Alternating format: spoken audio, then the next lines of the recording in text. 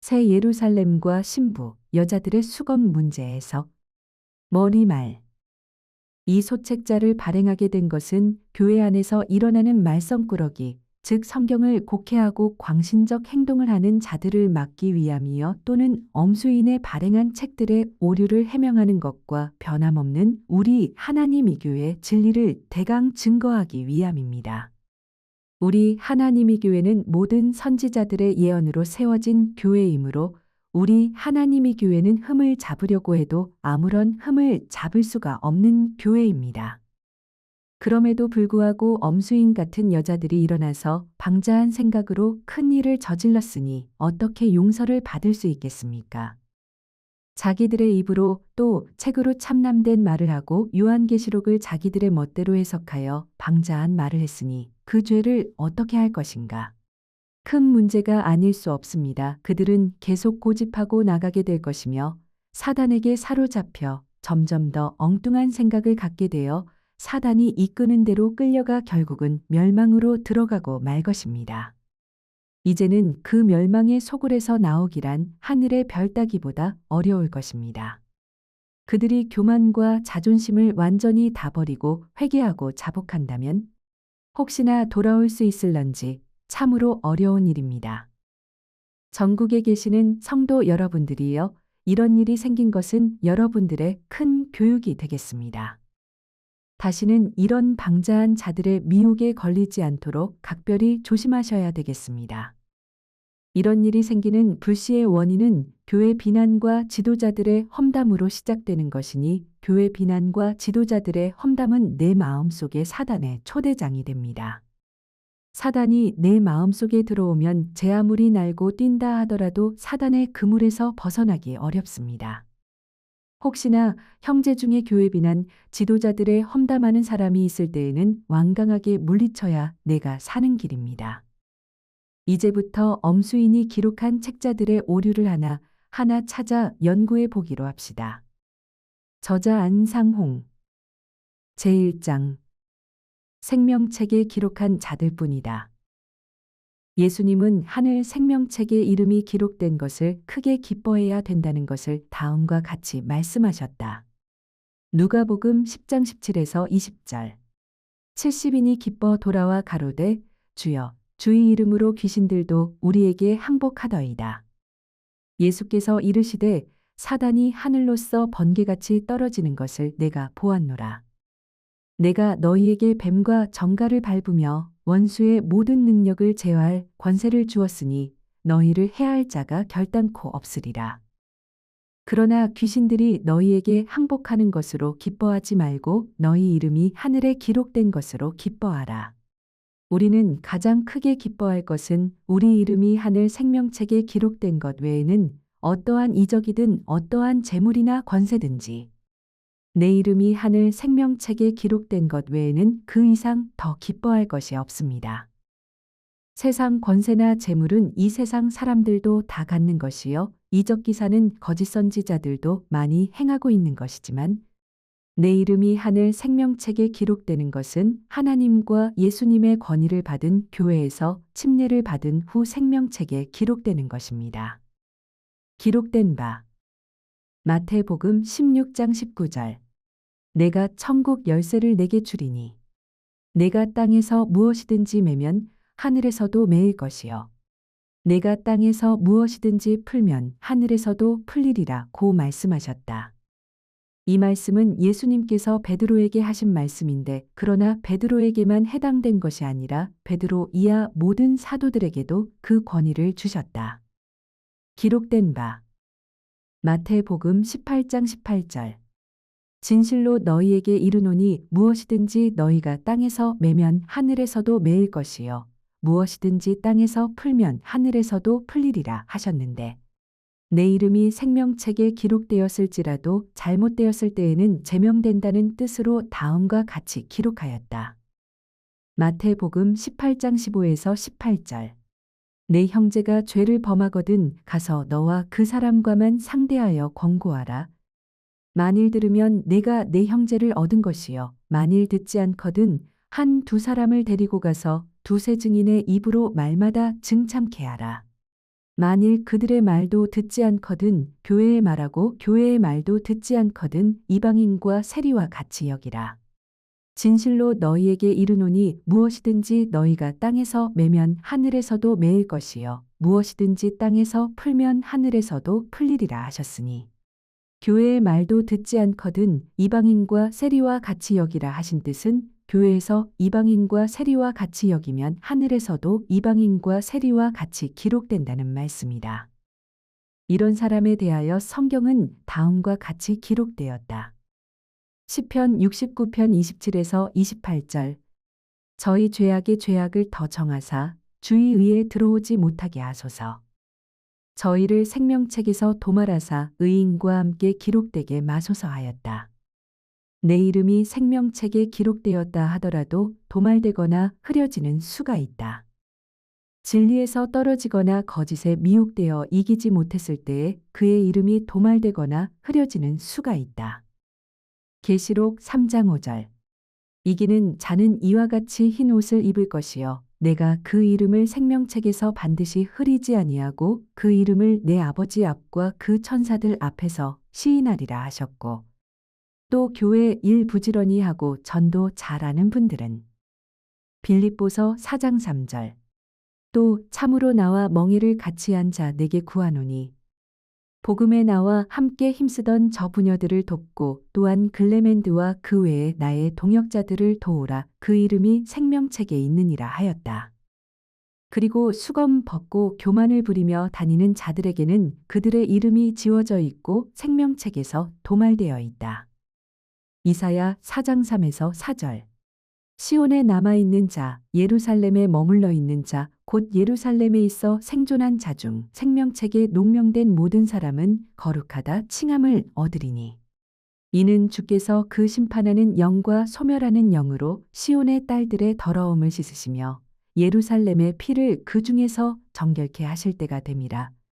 이사야 3장 22에서 26절 참고하였다.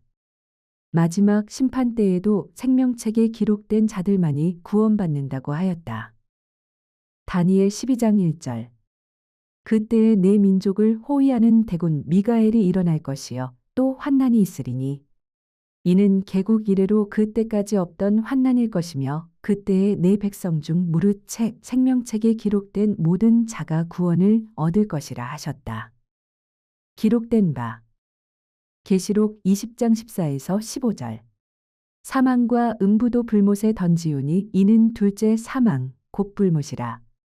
누구든지 생명책에 기록되지 못한 자는 불못에 던지우더라 하였다.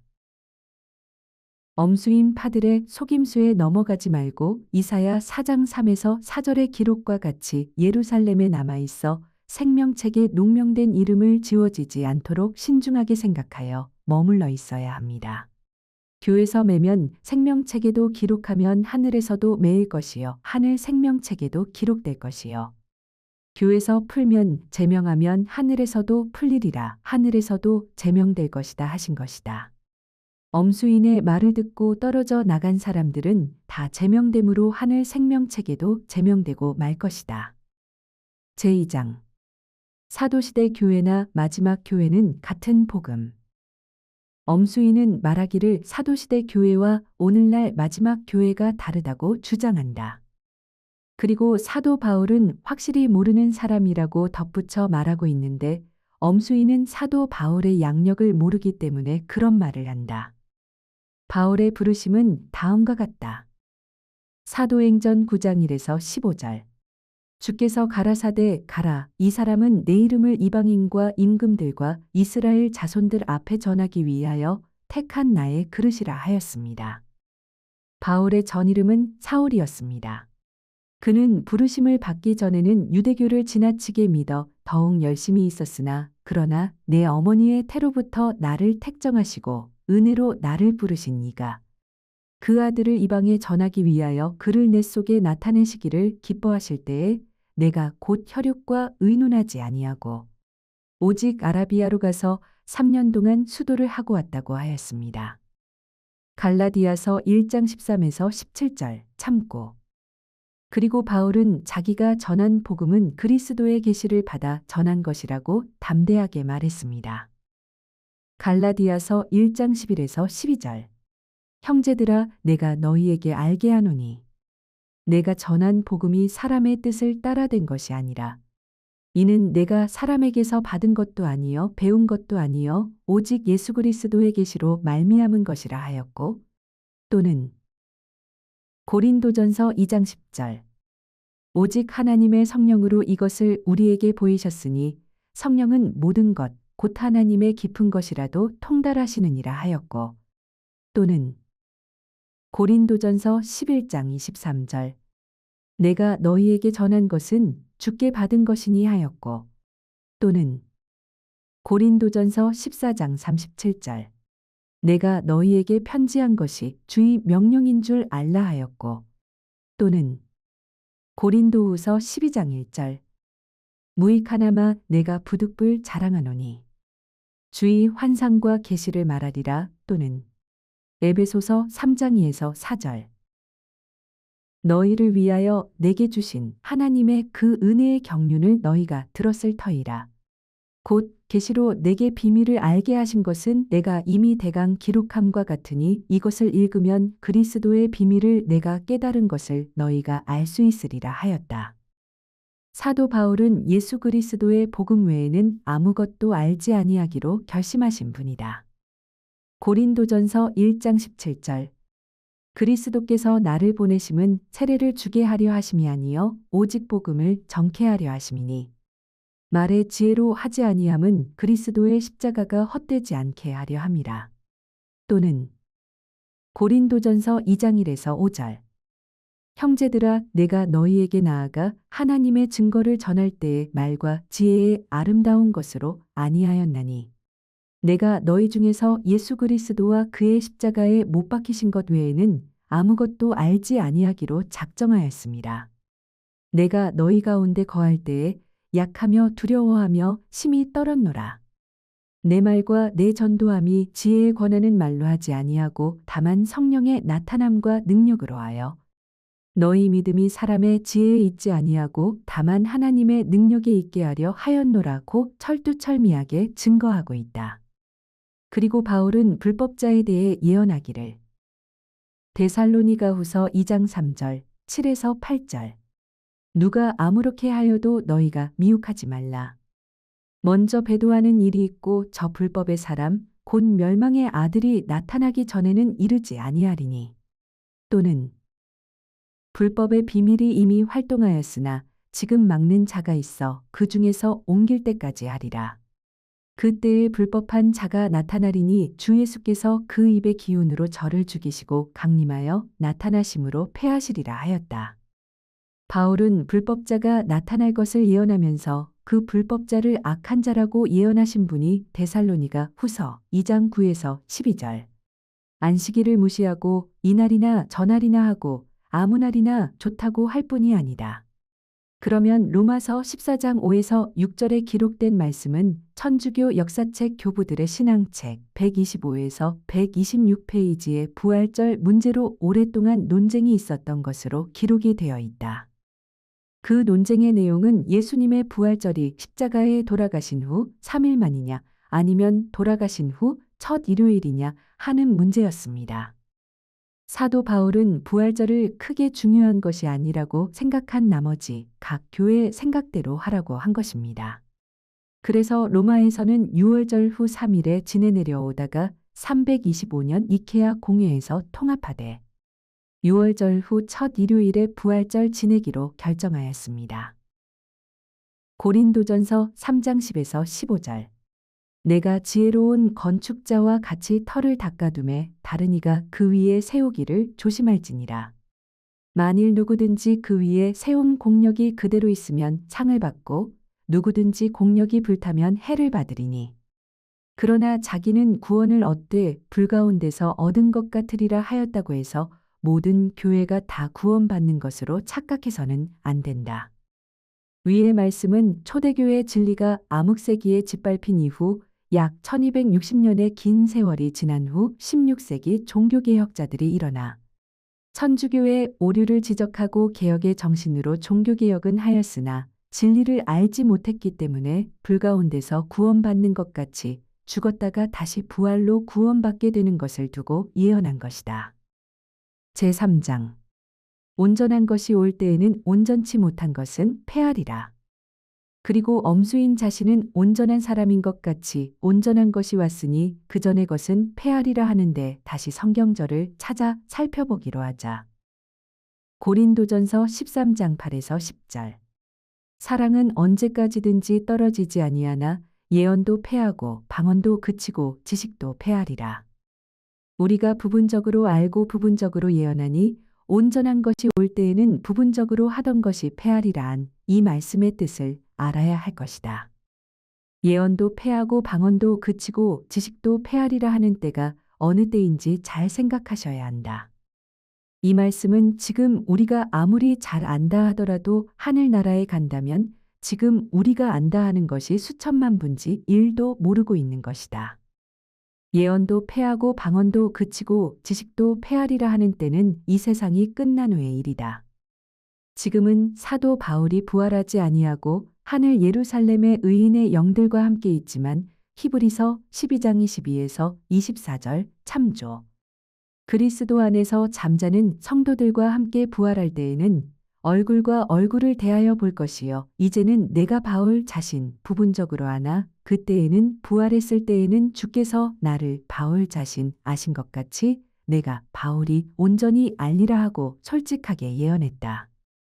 기록된 바 고린도전서 13장 12절. 우리가 이제는 거울로 구리거울이나 돌거울 보는 것 같이 희미하나 그때에는 얼굴과 얼굴을 대하여 볼 것이요. 계시록 22장 4절. 이제는 내가 부분적으로 아나 그때에는 주께서 나를 아신 것 같이 내가 온전히 알리라 한 사도 바울 자신도 지금은 부분적으로 알고 있지만 하늘에 가서는 완전하게 알 수 있다는 예언을 한 것이다. 이런 성경 문맥조차도 제대로 모르는 사람이 무엇을 안다고 하겠습니까? 그 때문에 사도 바울이 예언하기를 고린도전서 14장 34에서 37절, 디모데전서 2장 11에서 14절. 여자는 1절 순종함으로 종용이 배우라. 여자의 가르치는 것과 남자를 주관하는 것을 허락지 아니하노니 오직 종용할지니라. 이는 아담이 먼저 지음을 받고 이와가 그 후며 아담이 꾀임을 보지 아니하고 여자가 꾀임을 보아 죄에 빠졌음이니라 하였고 사도 베드로는 예언하기를 베드로후서 3장 15에서 16절. 우리 사랑하는 형제 바울도 그 받은 지혜대로 너희에게 이같이 썼고 또 그 모든 편지에도 이런 일에 관하여 말하였으되 그 중에 알기 어려운 것이 덜어 있으니 무식한 자들과 굳세지 못한 자들이 다른 성경과 같이 그것도 억지로 풀다가 스스로 멸망에 이르느니라 하였다. 엄수인이 해석한 것이 다 그러한 해석이니 본인은 말할 것도 없거니와 그를 따르는 추종자들의 영혼은 어떻게 될 것인가. 이사야 9장 16절 참고. 사도 바울이 부분적으로 안다는 문제에 대해 일본 사람 구로사키 씨의 주해를 찾아보기로 하자. 제4장. 구로사키 주해 8절. 사랑은 언제까지든지 떨어지지 아니하나. 해설. 219 뒤에 올 설명의 제목으로 볼 수 있다. 사랑의 영원성과 완전을 고조하고 다른 모든 은사가 일시적인데 비하여 사랑의 우월성을 보여주고 있다. 8절. 예언도 패하고 방언도 그치고 지식도 패하리라. 해설. 사랑이 영구적인데 반하여 예언, 방언, 지식과 같이 현재 고린도 교회에 있어서 가장 중요시되는 것은 모두 일시적인 것이다. 애석하게도 고린도의 교회는 이 일시적인 것을 존중하고 영원한 사랑을 무시하고 있다. 9절. 우리가 부분적으로 알고 부분적으로 예언하니. 10절. 온전한 것이 올 때에는 부분적으로 하던 것이 패하리라. 해설. 완전한 것은 예수 그리스도의 재림하실 때에 비로소 오는 것이고 그때까지는 우리의 지식도 예언도 다 부분적인데 불과하다. 한 부분으로서는 바르다고 할지라도 결코 완전하다고는 할 수 없다. 그러한 불완전한 것은 그리스도의 재림 때에 다 패하고 예언은 실현되고 지식은 완전한 하나님의 지식에 화하고 말 것이다. 부활 때를 말한다. 11절. 내가 어렸을 때에는 말하는 것이 어린 아이와 같고 깨닫는 것이 어린 아이와 같고 생각하는 것이 어린 아이와 같다가 장성한 사람이 되어서는 어린 아이의 일을 버렸노라. 해설. 말하고 깨닫고 생각하는 것은 언어, 신앙, 지식의 세 가지 은사에 해당하고 있다. 어린아이 시대는 이 삼자가 다 불완전하였으나 성인이 된 후에는 이 모든 것을 버리고 있다. 즉 어른이 되어서와 어릴 때와는 전혀 딴 사람과 같은 감이 난다. 재림까지의 우리들과 재림 후의 우리들과는 그러한 차이가 있을 것이다. 그리고 재림 시에는 불완전한 것은 이를 내버리어 그 뒷 자취도 없이 사라지는 것이 마치 어른이 되어 어린이의 일을 버리는 것과 같다. 12절. 우리가 이제는 거울로 보는 것 같이 희미하나 그때에는 얼굴과 얼굴을 대하여 볼 것이요. 이제는 내가 부분적으로 아나 그때에는 주께서 나를 아신 것 같이 내가 온전히 알리라. 해설. 우리는 하나님의 경륜에 대하여 계시를 받아 이를 예언하지만 그 경륜은 마치 수수께끼와 같이 희미하게 보여 당시의 금속 제거호를 보는 것과 같고 또 우리가 하나님이나 그리스도에 관한 지식도 바울은 우리들이라 하지 않고 자기 개인적 경험으로 나타냄. 이제는 부분적이고 불완전하지만 주의 재림 시 우리는 부활하여 완전히 주를 알 수 있을 것이다 라고 일본 구로사키는 해석했다. 하루 속히 그 거짓에 미혹되지 마시고 진리 안으로 들어오시기 바랍니다. 고린도전서 8장 2절. 만일 누구든지 무엇을 아는 줄로 생각하면 아직도 마땅히 알 것을 알지 못하는 것이요 하였는데 엄수인이 처음에는 자기를 구원만 받게 해달라고 애걸하던 그가 교회에서 환영을 받게 되니 마음이 변하여 자기 혼자만 신부다 하고 주장하더니 신부는 하늘 예루살렘이라는 것이 밝혀지자 이제는 자기가 하늘 예루살렘인데 자기가 하늘에서 내려온 새 예루살렘이라고 하더니 이제는 또 하나님이 보내주신 보혜사라고까지 교만해졌다. 자기가 보혜사라고 주장하는 것은 요한복음 15장 26절에 기록한 말씀에 보혜사가 와서 예수를 증거한다고 기록되어 있으니 엄수인 자기가 예수를 증거했으니 자기가 보혜사라 하는 것입니다. 그렇다면 침례 요한도 보혜사여 가다라 지방에 귀신 들린 두 사람도 보혜사여 베드로, 마르다, 도마도 예수님을 그리스도라고 증거하였으니 요한복음 1장 31에서 36절, 11절 24에서 27절, 8장 28에서 29절 참고 이분들도 다 보혜사가 되겠는가? 보혜사는 성령이고 성령은 또한 예수님이시다. 이 문제는 다음 문제에 설명하기로 한다. 제5장. 사도 바울은 복음의 제사장. 엄수인의 말에 의하면 예수님의 복음은 부인하지 않는 모양인데 예수님의 복음을 부인하지 않는다면 사도 바울 편지서도 부인할 수 없다. 왜냐하면 사도 바울의 편지 전부가 복음이라고 했을 뿐더러 사도 바울 자신이 복음의 제사장이라고 하였다.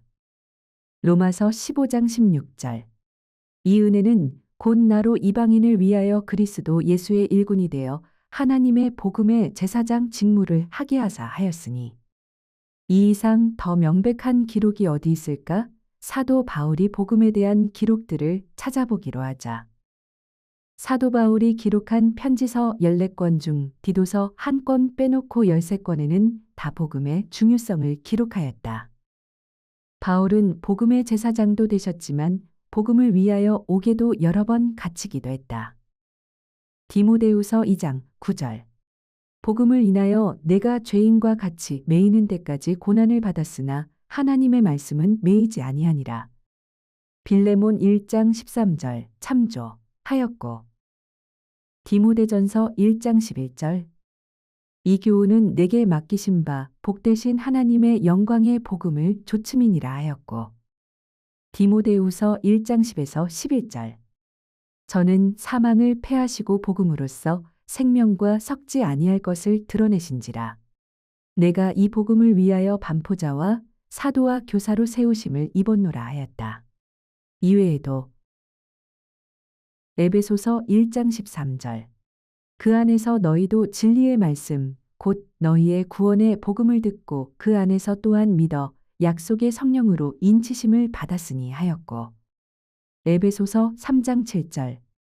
이 복음을 위하여 그의 능력이 역사하시는 대로 내게 주신 하나님의 은혜의 선물을 따라 내가 일꾼이 되었노라 하였으며. 또는 골로새서 1장 23절. 만일 너희가 믿음에 거하고 터 위에 굳게 서서 너희 들은 바 복음의 소망에서 흔들리지 아니하면 그리하리라. 이 복음은 천하 만민에게 전파된 바여 나 바울은 이 복음의 일꾼이 되었노라. 고린도전서 1장 17절. 그리스도께서 나를 보내심은 세례를 주게 하려 하심이 아니요 오직 복음을 전케 하려 하심이니 말의 지혜로 하지 아니함은 그리스도의 십자가가 헛되지 않게 하려 함이라. 또는 데살로니가전서 2장 2절 4절. 너희 아는 바와 같이 우리가 먼저 빌립보에서 고난과 능욕을 당하였으나 우리 하나님을 힘입어 많은 싸움 중에 하나님의 복음을 너희에게 말하였노라. 오직 하나님의 옳게 여기심을 입어 복음 전할 부탁을 받았으니. 또는 데살로니가후서 1장 7에서 9절. 주 예수께서 저희 능력의 천사들과 함께 하늘로부터 불꽃 중에 나타나실 때에 하나님을 모르는 자들과 우리 주 예수의 복음을 복종치 않는 자들에게 형벌을 주시리니 이런 자들이 주의 얼굴과 그의 힘의 영광을 떠나 영원한 멸망의 형벌을 받으리로다. 또는 로마서 1장 14에서 16절. 헬라인이나 야만이나 지혜 있는 자나 어리석은 자에게 다 내가 빚진 자라. 그러므로 나는 할 수 있는 대로 로마에 있는 너희에게도 복음 전하기를 원하노라. 내가 복음을 부끄러워하지 아니하노니 이 복음은 모든 믿는 자에게 구원을 주시는 하나님의 능력이 됨이라 하였다. 이렇게 복음을 위하여 옥에 갇히고 자기 일생 동안 복음을 위해 목숨을 바친 분을 온전치 못하다고 하는 그런 여자를 하나님이 어찌 용서해 주시겠습니까? 사도 바울은 자신 있게 맹세하였습니다. 사도행전 20장 24절. 나의 달려갈 길과 주 예수께 받은 사명 곧 하나님의 은혜의 복음 증거하는 일을 마치려 하면은 나의 생명을 조금도 귀한 것으로 여기지 아니하노라 하였다. 이외에도 복음에 대한 증언이 수십 절이 되지만 지면상 약하기로 한다. 제6장. 하늘의 새 예루살렘이 유형인가 무형인가. 이사야 66장 1절. 여호와께서 이같이 말씀하시되 하늘은 나의 보좌여 땅은 나의 발등상이니 너희가 나를 위하여 무슨 집을 지을고 나의 안식할 처소가 어디랴 하셨다고 하면서 하늘에 무슨 집이 있으며 새 예루살렘이 어디 있을까 보냐 하는 사람이 덜어 있다. 이사야 66장 1절의 말씀은 사람의 손으로 지은 전에 계시지 않는다는 말씀이다. 사도행전 7장 48에서 50절. 그러나 지극히 높으신 이는 손으로 지은 곳에 계시지 아니하시나니 선지자의 말한 바 주께서 가라사대 하늘은 나의 보좌여 땅은 나의 발등상이니 너희가 나를 위하여 무슨 집을 짓겠으며 나의 안식할 처소가 어디뇨 이 모든 것이 다 내 손으로 지은 것이 아니냐 하셨다.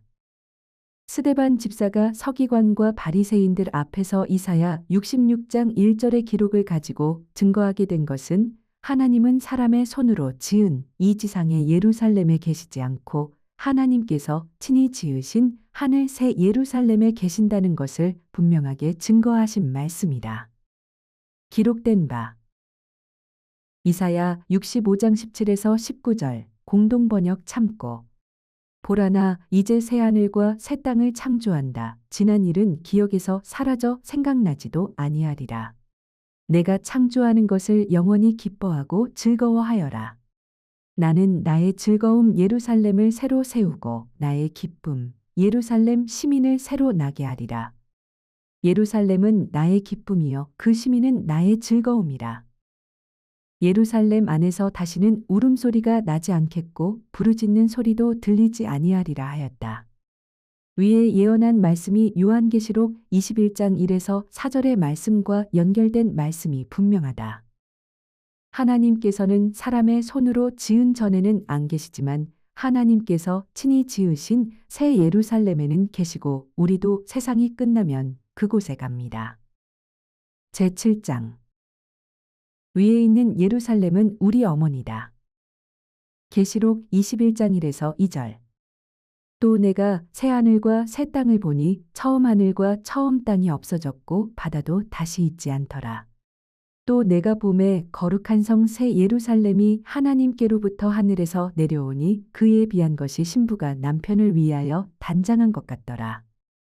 엄수이는 하늘에서 내려오는 새 예루살렘이 자기라고 정신없는 소리를 하고 있다.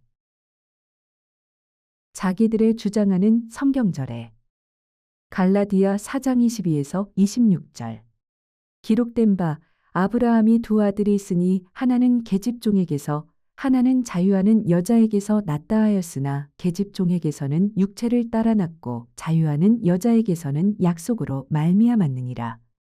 이것은 비유니 이 여자들은 두 언약이라.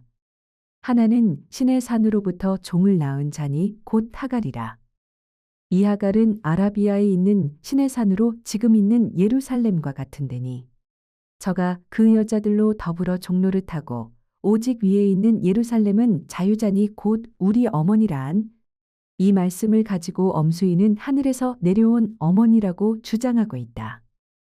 엄수이는 생각하기를 하갈이 실제로 지상의 예루살렘이 되고 사라가 실제로 하늘 예루살렘이 된 줄로 생각한다. 사도 바울이 갈라디아 4장 22에서 26절을 쓰게 된 것은 아브라함의 가정의 역사가 예언이 되는 것을 해명해 주신 것뿐이다. 갈라디아서 4장 24절 이것은 비유니 이 여자들은 두 언약이라 하였으니 옛 언약과 새 언약에 대한 예언으로서 하갈은 시내산에서 받은 모세 율법과 지상의 예루살렘으로 말미암는 육신적 이스라엘 백성들을 말하는 것이고 사라는 예수 그리스도께서 마가의 다락방에서 세우신 새 언약과 영적 이스라엘 백성들을 말하는 것인 바 곧 위에 있는 예루살렘을 두고 하신 말씀이다. 그런데 엄수이는 자기가 하늘에 있는 예루살렘인데 자기가 지상으로 내려왔다고 한다.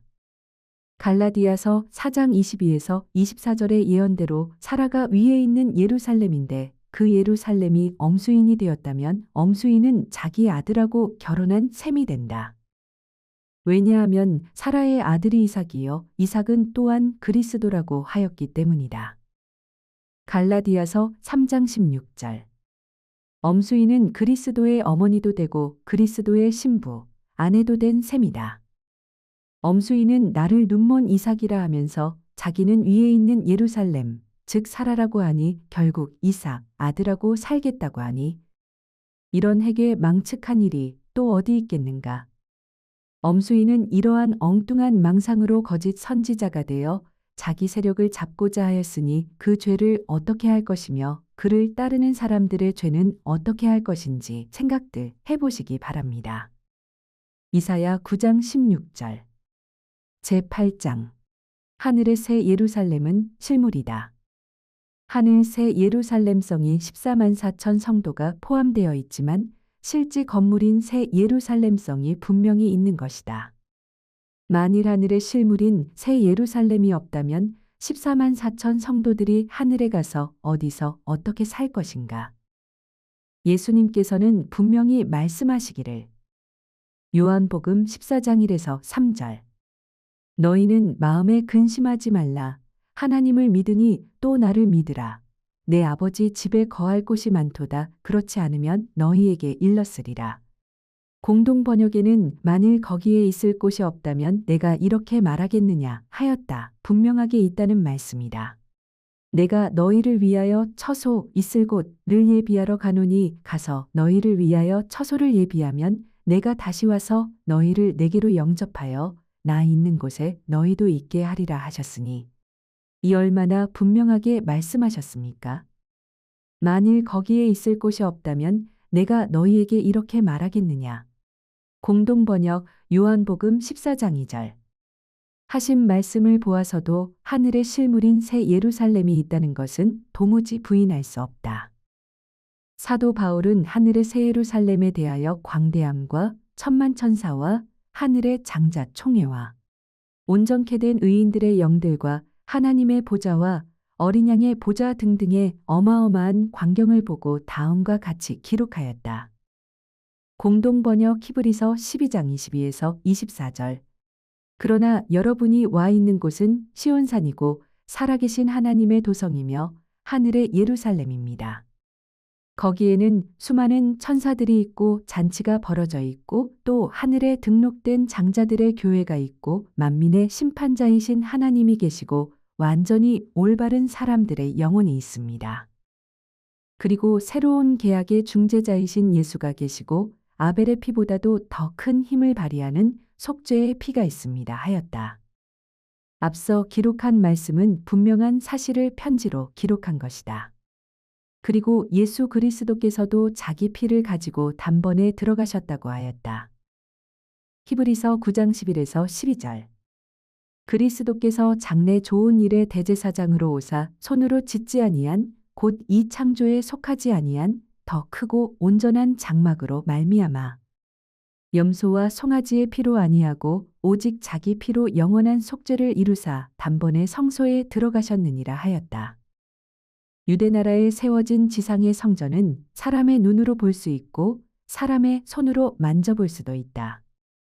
그러나 하늘의 성소는 이 세상에 속된 인간의 눈으로 볼 수도 없고 부정한 손으로는 만져볼 수도 없는 거룩한 성전이기 때문에 있다 없다 상상조차도 못할 것이다.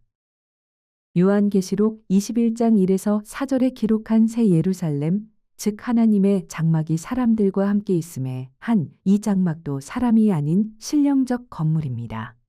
그러면 왜 우리 교회에서 주장하는 바 성도들이 교회여 14만 4천 성도가 새 예루살렘이라고 하였는가? 그 이유는 모든 교회가 생각하기를 건물이 교회여 새 예루살렘이라고 하기 때문에 나는 그것을 좀 더 확실하게 알리기 위하여 성도가 모이면 그곳이 교회여 14만 4천이 들어갈 곳이 새 예루살렘이라고 분명하게 증거한 것이다. 그러나 하늘의 새 예루살렘 성은 14만 4천 성도가 생기기 전에 예수님께서 지어 놓으신 것이다. 기록된 바 히브리서 8장 1에서 2절. 이제 하는 말의 중요한 것은 이러한 대제사장이 우리에게 있는 것이라. 그가 하늘에서 위엄의 보좌 우편에 앉으셨으니 성소와 참 장막에 부리는 자라.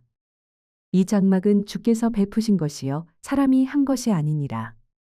주께서 베푸신 이 장막은 지상사업 마치고 천년이 지낸 후에 하늘에서 내려올 것을 보이신 것이다.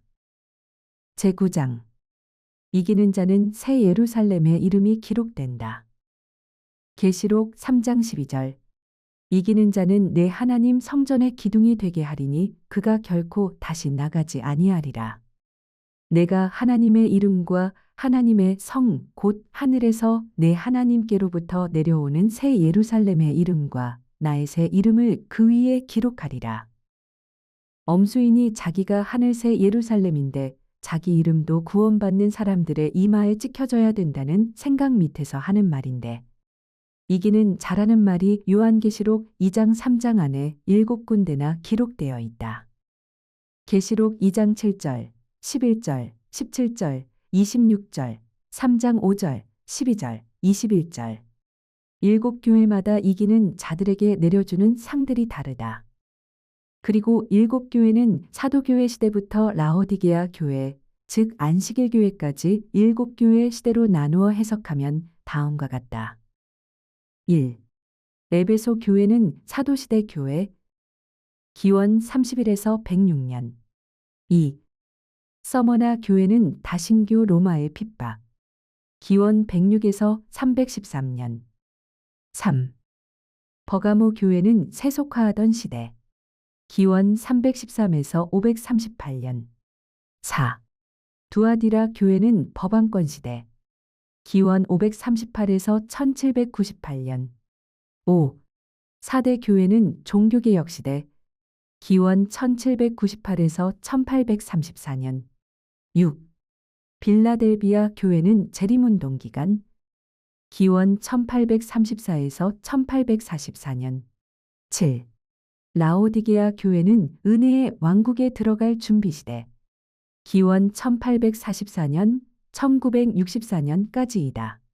새 예루살렘 이름을 그의 위에 기록한다는 교회 시대는 빌라델비아 교회 시대의 역사의 예언이다.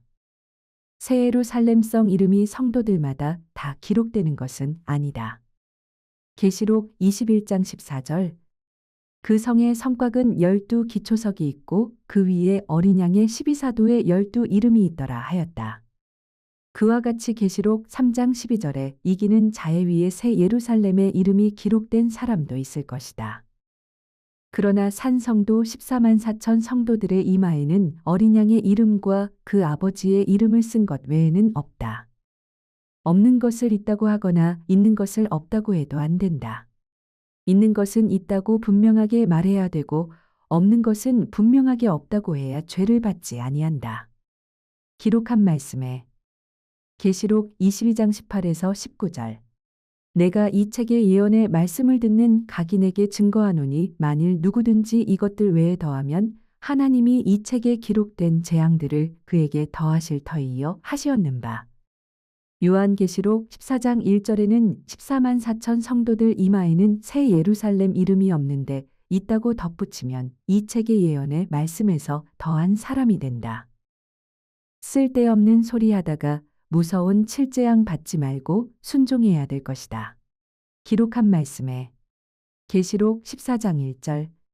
또 내가 보니 보라 어린 양이 시온산에 섰고 그와 함께 14만 4천이 섰는데 그 이마에 어린 양의 이름과 그 아버지의 이름을 쓴 것이 있도다 하였고 새 예루살렘성 이름은 없다. 기록이 없는 것을 억지로 넣으면 모든 재앙을 다 받는다고 하였다. 성경의 기록대로만 보고 믿을 뿐이다. 더 붙이거나 제하여 버리면 안 된다는 것을 아셔야 한다. 제10장. 은혜의 천국과 영원한 천국. 마태복음 3장 2절. 회개하라 천국이 가까웠느니라. 마태복음 4장 17절. 이때부터 예수께서 비로소 전파하여 가라사대 회개하라 천국이 가까웠느니라. 위에 말한 천국은 은혜의 천국을 말한 것이다. 예수님께서는 바리새교인들이 하나님 나라의 임하심에 대하여 물어볼 때에 누가복음 17장 20에서 24절. 바리새인들이 하나님의 나라가 어느 때에 임하나이까? 묻건을 예수께서 대답하여 가라사대 하나님의 나라는 볼 수 있게 임하는 것이 아니요 또 여기 있다 저기 있다고도 못하리니 하나님의 나라는 너희 안에 있느니라. 또 제자들에게 이르시되 때가 이르리니 너희가 인자의 날 하루를 보고자 하되 보지 못하리라 하시었다. 하나님의 나라는 너희 안에 있느니라 하신 것은 예수님의 은혜를 받아 지상에서 하늘나라에 갈 준비하는 은혜의 천국을 말하는 것이다. 기록한 바 고린도전서 3장 16절. 너희가 하나님의 성전인 것과 하나님의 성령이 너희 안에 거하시는 것을 알지 못하느냐 하였고 또는 기록하기를 누가복음 11장 20절. 그러나 내가 만일 하나님의 손을 힘입어 귀신을 쫓아내는 것이면 하나님의 나라가 이미 너희에게 임하였느니라 하셨으니 이 하나님의 나라가 바로 은혜의 천국이라는 것이다. 은혜의 천국 안에 있었던 사람들이 다 죽었다. 죽는 것이 천국인가? 엄수인 말대로 지금 하늘 새 예루살렘이 지상으로 내려왔다. 지금 우리 교회가 천국이다 하는데 우리 교회도 벌써 죽은 사람이 많이 있었고 또 죽을 사람도 있을 것이다. 죽는 곳은 영원한 천국이 아니다. 기록한 바 에베소서 2장 5에서 8절. 허물로 죽은 우리를 그리스도와 함께 살리셨고 너희가 구원을 얻은 것이라. 또 함께 일으키사 그리스도 예수 안에서 은혜로 함께 하늘에 앉히시니 너희가 그 은혜를 인하여 믿음으로 말미암아 구원을 얻었나니 이것이 너희에게서 난 것이 아니요 하나님의 선물이라. 골로새서 1장 13에서 14절. 그가 우리를 흑암의 권세에서 건져내사 그의 사랑의 아들의 나라로 옮기셨으니 그 아들 안에서 우리가 구속 곧 죄사함을 얻었도다 하였고 또는 히브리서 12장 22에서 24절. 그러나 너희가 이른 곳은 시온산과 살아계신 하나님의 도성인 하늘의 예루살렘과 계시록 14장 1에서 5절. 또 내가 보니 보라 어린 양이 시온산에 섰고 그와 함께 14만 4천이 섰는데 이사야 32장 20절. 우리의 절기 지키는 시온성을 보라. 누가복음 22장 7에서 20절. 이 유월절이 하나님의 나라에서 이루기까지 다시 먹지 아니하리라 하신 이 모두가 다 은혜의 천국에서 이루어질 것을 두고 기록된 말씀이다. 이 은혜의 천국에는 다 죽음을 당하게 되는 곳이고 14만 4천 성도들도 죽는 것이나 마찬가지로 변형을 받아 화신을 해야 되고 죽은 자들도 부활을 해야 영원한 천국에 가는 것이다. 제11장 영원한 천국에 들어가는 데 대해서 고린도전서 15장 50에서 53절. 형제들아 내가 이것을 말하노니 혈과 육은 하나님 나라를 유업으로 받을 수 없고 또한 썩은 것은 썩지 아니한 것을 유업으로 받지 못하느니라. 보라 내가 너희에게 비밀을 말하노니 우리가 다 잠잘 것이 아니요 마지막 나팔의 순식간에 홀연히 다 변화하리니 나팔 소리가 나매 죽은 자들이 썩지 아니할 것으로 다시 살고 우리도 변화하리라. 이 썩을 것이 불갑을 썩지 아니할 것을 입겠고 이 죽을 것이 죽지 아니함을 입으리라 하였으며 또는 데살로니가전서 4장 15에서 18절. 우리가 주의 말씀으로 너희에게 이것을 말하노니 주 강림하실 때까지 우리 살아남아 있는 자도 자는 자보다 결단코 앞서지 못하리라.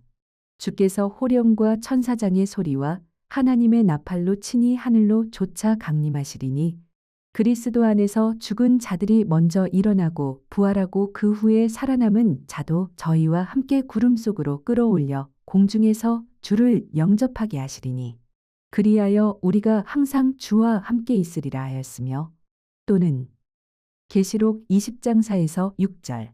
또 내가 보니 예수의 증거와 하나님의 말씀을 인하여 목배임을 받은 자 사도행전 12장 1에서 2절의 영혼들과 또 짐승과 그의 우상에게 경배하지도 아니하고 이마와 손에 그의 표를 받지도 아니한 자들이 살아서 부활해서 그리스도로 더불어 1000년 동안 왕노릇하니 이는 첫째 부활이라. 이 첫째 부활에 참여하는 자들은 복이 있고 거룩하도다. 둘째 사망이 그들을 다스리는 권세가 없고 도리어 그들이 하나님과 그리스도의 제사장이 되어 1000년 동안 그리스도로 더불어 왕노릇 하리라 하였으니 위에 기록한 고린도전서 15장 50에서 53절과 데살로니가전서 4장 15에서 17절을 연결해서 연구한다면 모두가 다 마지막 때에 영원한 부활이 있어야 되겠다. 그리고 새 하늘과 새 땅에 대해서는 다음과 같이 기록하였다. 계시록 21장 1에서 2절. 또 내가 새 하늘과 새 땅을 보니 처음 하늘과 처음 땅이 없어졌고 바다도 다시 있지 않더라. 또 내가 봄에 거룩한 성 새 예루살렘이 하나님께로부터 하늘에서 내려오니 그에 비한 것이 신부가 남편을 위하여 단장한 것 같더라 하였으며 이사야 선지자는 이사야 65장 17에서 18절.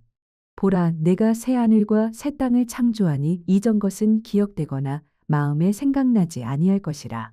너희는 나의 창조되는 것을 인하여 기뻐하며 즐거워할지니라 하였으며 사도 베드로는 기록하기를 베드로후서 3장 12에서 13절. 하나님의 날이 임하기를 바라보고 간절히 사모하라.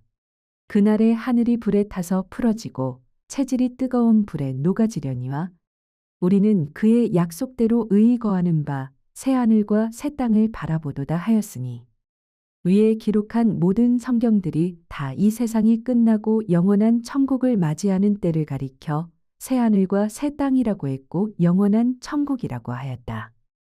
그런데 엄수희는 지금이 새 하늘과 새 땅이 되었고 하늘의 새 예루살렘이 지금 이 땅에 내려와서 살고 있다 하니 참으로 정신이 상된 사람이 아니고야 어떻게 그 말을 믿고 따라가겠습니까?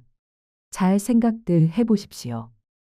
제12장 요한계시록 20장 천년왕국에 대하여 지상 복음사업 6천년을 마치고 천년왕국으로 들어갈 무렵에 먼저 용을 잡아 천년 동안 무적행에 던져 잠그는 일을 하게 된다. 그런데 천년이라는 기간은 구약의 예언으로 된 것인데 출애굽기 23장 10에서 11절, 레위기 25장 2에서 5절 위의 성경절들을 자세히 살펴보시면 땅은 6년 동안 갈아 심어 먹고 7년째 된 해는 안식년이 되어 있다. 그 예언의 성취가 바로 천년왕국 기간이 되어 이 땅이 천년 동안 황무지가 되고 사단은 황무지가 된 이 땅에서 1천년 동안 갇히게 된다. 무적행이란 말은 이 땅이 황무지가 된다는 것을 뜻한다. 계시록 20장 1에서 3절, 레위기 26장 33에서 35절 참고. 계시록 20장 4절에는 지상사업 6천년이 끝나는 동시에 죽은 자들의 부활과 살아남은 자들이 변형을 받고 보좌들에 앉아서 악인들의 죄를 심판하며 그리스도와 더불어 천년 동안 왕노릇 할 것입니다. 이제 성경 본문을 한 절 한 절 읽어가며 해석해 보겠다. 계시록 20장 1에서 3절. 또 내가 보매 천사가 무적행 열쇠와 큰 쇠사슬을 그 손에 가지고 하늘로서 내려와서 용을 잡으니 곧 옛 뱀이여 마귀여 사단이라. 1천년 동안 결박하여 무적행에 던져 잠그고 그 위에 임봉하여 천년이 차도록 다시는 만국을 미혹하지 못하게 하였다가 그 후에는 반드시 잠간 노일이라 하였고 우리는 6천년이 끝나는 즉시 죽은 자들의 부활과 우리 살아남은 자들이 변형이 된다. 계시록 20장 4절. 또 내가 보좌들을 보니 거기 앉은 자들이 있어 심판하는 권세를 받았더라. 이분들은 살아남은 성도들이 변형을 입고 보좌에 앉아서 죽은 악인들을 심판하게 된다. 즉 죽지 않고 살아서 변형을 입은 14만 4천 성도들이다. 계시록 20장 4절 하단. 또 내가 보니 예수의 증거와 하나님의 말씀을 인하여 목배임을 받은 자의 영혼들과 또 짐승과 그의 우상에게 경배하지도 아니하고 이마와 손에 그의 표를 받지도 아니한 자들이 살아서 부활. 그리스도로 더불어 천년 동안 왕노릇하니 이는 첫째 부활이라. 이 첫째 부활에 참여하는 자들은 복이 있고 거룩하도다. 둘째 사망이 그들을 다스리는 권세가 없고 도리어 그들이 하나님과 그리스도의 제사장이 되어 천년 동안 그리스도로 더불어 왕노릇 하리라. 계시록 20장 5절. 그 나머지 죽은 자들은 그 천년이 차기까지 살지 못하더라. 계시록 20장 7절 10절. 천년이 참해 사단이 그 옥에서 놓여 나와서 땅의 사방 백성 곧 곡과 마곡을 미혹하고 모아 싸움을 붙이리니 그 수가 바다 모래 같으리라. 저희가 지면에 널리 퍼져 성도들의 진과 사랑하시는 성을 두르매 하늘에서 불이 내려와 저희를 소멸하고 또 저희를 미혹하는 마귀가 불과 유황못에 던지우니 거기는 그 짐승과 거짓 선지자도 있어 세세토록 밤낮 괴로움을 받으리라. 해설. 지구의 종말인 6천년이 차면 지구는 불바다가 되어 아라비아 사막과 같이 되어 무적행이 되고 만다. 그때가 되기 직전에 우리 14만 4천 성도들은 썩지 아니할 몸으로 변화된다. 마태복음 22장 30절. 부활 때에는 하늘에 있는 천사들과 같으니라 하신 말씀과 같이 천사가 된다. 그리고 2000년 동안 복음을 믿고 그리스도 안에서 죽은 자들의 몸이 먼저 부활받아 곧이어 변화된 우리 14만 4천 성도들과 함께 공중에서 주를 영접받고 주님께서 예비하신 곳으로 가게 된다. 요한복음 14장 1에서 3절 참고. 산자의 변화와 죽은 자의 부활에 대하여 사도 바울은 다음과 같이 기록하였다. 고린도전서 15장 51에서 53절. 보라, 너희에게 비밀을 말하노니 우리가 다 잠잘 것이 아니요 마지막 나팔의 순식간에 호련히 다 변화하리니 나팔 소리가 나매 죽은 자들이 썩지 아니할 것으로 다시 살고 우리도 변화하리라.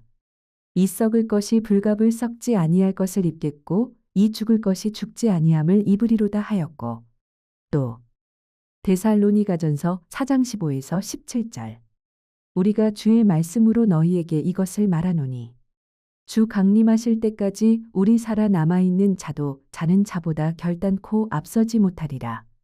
주께서 호령과 천사장의 소리와 하나님의 나팔로 친히 하늘로 쫓아 강림하시리니 그리스도 안에서 죽은 자들이 먼저 일어나고 그 후에 우리 살아남은 자 14만 4천 성도도 저희와 함께 구름 속으로 끌어올려 공중에서 주를 영접하게 하시리니 그리하여 우리가 항상 주와 함께 있으리라 하셨다. 제13장 이 땅은 천년 동안 황무지가 되어 안식함. 모세 율법에는 안식년이 있는데 6년 동안은 파종하여 갈아먹고 7년 되는 해는 1년을 쉬게 하는 법이 있다. 기록된 바 레위기 25장 2에서 5절 이스라엘 자손에게 고하여 이르라. 너희는 내가 너희에게 주는 땅에 들어간 후에 그 땅으로 여호와 앞에 안식하게 하라. 너는 6년 동안 그 밭에 파종하며 6년 동안 그 포도원을 다스려 그 열매를 거둘 것이나 제7년에는 땅으로 쉬어 안식하게 할지니 여호와께 대한 안식이라. 너는 그 밭에 파종하거나 포도원을 다스리지 말며 너의 곡물에 스스로 난 것을 거두지 말고 다스리지 아니한 포도나무에 맺은 열매를 거두지 말라. 이는 땅의 안식년임이니라 하시었다. 사도 바울은 기록하기를 히브리서 10장 1절 율법은 장차 오는 좋은 일의 그림자여 참 형상이 아님으로 하였으니 안식년도 장차 될 일의 그림자가 된 것은 틀림없다. 그런 고로 아담으로부터 마지막 때까지 6천년이 지나면 안식 1000년이 되어 1000년 동안 황무지가 되어 이 땅이 쉬게 된다. 그리고 6천년 끝날이 아니더라도 이스라엘 백성들이 하나님의 뜻을 거역하여 범죄하게 되면 아무리 당신의 백성이라도 다른 나라에 붙여 침략을 당하고 이 백성으로 포로가 되므로 그 땅이 황무지가 되어 그 땅이 안식을 누린다고 성경은 말하고 있다. 기록된 바 레위기 26장 32에서 35절 그 땅을 황무케 하리니 거기 거하는 너희 대적들이 그것을 인하여 놀랄 것이며 내가 너희를 열방 중에 흩을 것이요 내가 칼을 빼어 너희를 따르게 하리니 너희의 땅이 황무하며 너희의 성읍이 황폐하리라. 너희가 대적의 땅에 거할 동안 타국의 포로 생활할 동안에 너희 본토가 황무할 것이므로 땅이 안식을 누릴 것이라. 그때의 땅이 쉬어 안식을 누리리니 너희가 그 땅에 거한 동안 너희 안식 시에 쉼을 얻지 못하던 땅이 그 황무할 동안에는 쉬리라 하시었습니다. 예레미야 선지자도 위의 말씀과 동일한 말씀으로 예언하였다. 예레미야 25장 11에서 13절 이 온 땅이 황폐하여 놀램이 될 것이며 이 나라들은 70년 동안 바벨론 왕을 섬기리라 하였는데 왜 70년을 말하였을까? 역사를 살펴보면 왕권 정치로 시작되는 주전 1095년경 사울 왕이 시작되어 1차 포로가 시작되는 605년경 유다왕 여호야김왕 때까지 490년간이 된다. 490년 동안의 안식년이 70번이나 빠진 그 년수를 다 이스라엘 땅은 안식을 누리게 하고 백성들은 그 죄가로 죄인의 생활, 포로 생활을 하게 되었던 것이다. 역대하 36장 1에서 33절 참고 역대하 36장 20에서 22절 무릇 칼에서 벗어난 자를 저가 바벨론으로 사로잡아가매 무리가 거기서 갈대아 왕과 그 자손의 노예가 되어 바사국이 주재할 때까지 이르니라. 이에 토지가 황무하여 안식년을 누림같이 안식하여 70년을 지내었으니 여호와께서 예레미야의 입으로 하신 말씀이 응하였더라 하였다. 이와 같이 이 지구가 아담 이후 6천년이 지나면 지구에 안식 1000년이 있도록 예언이 되어 있다. 지구는 황무지, 무적행가 되고 사단마귀는 무적행의 1000년 동안 잠그고 성도들은 주님 예비하신 곳에 가서 그리스도로 더불어 1000년 동안 심판하며 왕노릇 하게 되는 것이다. 그래서 요한계시록 20장 1에서 6절에 1000년 동안 사단은 무적행에 갇히고 성도들은 1000년 동안 그리스도와 함께 왕노릇하고 악인들은 1000년 동안 지옥에 감금되었다가 1000년 후에 사단 마귀와 같이 부활받고 사단의 꾀임의 유혹을 받고 성도들의 진과 사랑하시는 성을 향하여 공격하다가 하늘에서 내려오는 불에 소멸하고 또 저희를 미혹하는 마귀와 그 짐승과 거짓 선지자는 유황 못에 던지오니 세세토록 밤낮 괴로움을 받게 된다. 제14장 천년왕국에 대한 연대에서 옛날 아브라함 당시부터 예언의 성취가 정한 때와 정한 년, 월, 일이 어김없이 다 성취되었다. 신뢰를 들어보자면 시편 139편 16절 내 형질이 이루기 전에 주의 눈이 보셨으며 나를 위하여 정한 날이 하나도 되기 전에 주의 책에 다 기록이 되었나이다. 욥기 14장 5절 그 날을 정하셨고 그 달수도 주께 있으므로 그 제한을 정하여 넘어가지 못하게 하셨사온즉 그에게서 눈을 돌이켜 그로 쉬게 하사 품꾼 같이 그 날을 마치게 하옵소서 하였다. 성경상 정한 예언의 날들은 1.1획이라도 차질이 없다. 정한 때나 정한 날이 성취된다. 기록된 바 창세기 7장 4절 지금부터 7일이면 내가 40주야를 땅에 비를 내려 나의 지은 모든 생물을 지면에서 쓸어버리리라 한 그 예언대로 창세기 7장 10절 7일 후에 홍수가 땅에 덮이니 그 예언대로 성취되었고 창세기 15장 13에서 14절 여호와께서 아브람에게 이르시되 너는 정령이 알라 내 자손이 이방에서 객이 되어 그들을 섬기겠고 그들은 400년 동안 내 자손을 괴롭게 하리니 그 섬기는 나라를 내가 징치할지며 그 후에 400년 후에 내 자손이 큰 재물을 이끌고 나아오리라 하신 예언대로 400년 후에 출애굽기 12장 40에서 42절 이스라엘 자손이 애굽에 거주한 지 430년이라 430년이 마치는 그날에 여호와의 군대가 다 애굽 땅에서 나왔은즉 하였다. 400년 후에 나오리라 한 그대로 예언이 성취되었다. 그리고 예레미야 선지자의 70년에 대한 예언을 보면 예레미야 25장 11에서 13절 이 온 땅이 황폐하여 놀램이 될 것이며 이 나라들은 70년 동안 바벨론 왕을 섬기리라 하였고 다니엘 9장 1에서 2절 다니엘이 서책으로 말미암아 여호와의 말씀이 선지자 예레미야에게 임하여 고하신 그 년수를 깨달았나니 곧 예루살렘의 황무함이 70년 만에 마치리라 하신 것이라. 또는 역대하 36장 21절 70년을 지내었으니 여호와께서 예레미야의 입으로 하신 말씀이 응하였더라. 다니엘 7장 25절 한 때와 두 때와 반 때를 지내리라. 다니엘 8장 14절 그가 내게 이르시되 2300주야까지니 그때의 성소가 정결하게 함을 입으리라 하였느니라. 계시록 12장 6절 그 여자가 광야로 도망하매 거기서 1260일 동안 저를 양육하기 위하여 하나님의 예비하신 곳이 있더라. 계시록 13장 5절 또 짐승이 큰 말과 참남된 말하는 입을 받고 또 42달 일할 권세를 받으니라 하였다. 성경에는 이렇게 많은 날들에 대한 예언들이 있는데 1000년의 예언이 3년 동안에 예언 성취되었다고 한다면 어떻게 예언을 믿으며 또 어떻게 그런 터무니없는 해석으로 할 수 있겠는가. 그런데 엄수인 발행책 시온과 예루살렘 13페이지에 예수께서 30세에 침례를 받으시고 복음 전하신 때가 천년왕국이다 하였으며 또 엄수인 발행한 책 하나님의 왕국 문제 51페이지에도 같은 뜻으로 기록되어 있으니 그러한 식으로 예언이 되어 있다면 그 예언을 누가 믿을 수 있으며 그러한 예언을 누가 정확하다고 하겠는가. 예언은 사사로이 풀 것이 아니라고 하였다. 베드로후서 1장 20에서 21절 먼저 알 것은 경의 모든 예언은 사사로이 풀 것이 아니니 예언은 언제든지 사람의 뜻으로 낸 것이 아니요 오직 성령의 감동하심을 입은 사람들이 하나님께 받아 말한 것임이니라 하였다. 해석자가 기록할 때에 감동되었던 그 성령이 감동되어야 그 예언을 정확하게 해석할 수가 있다.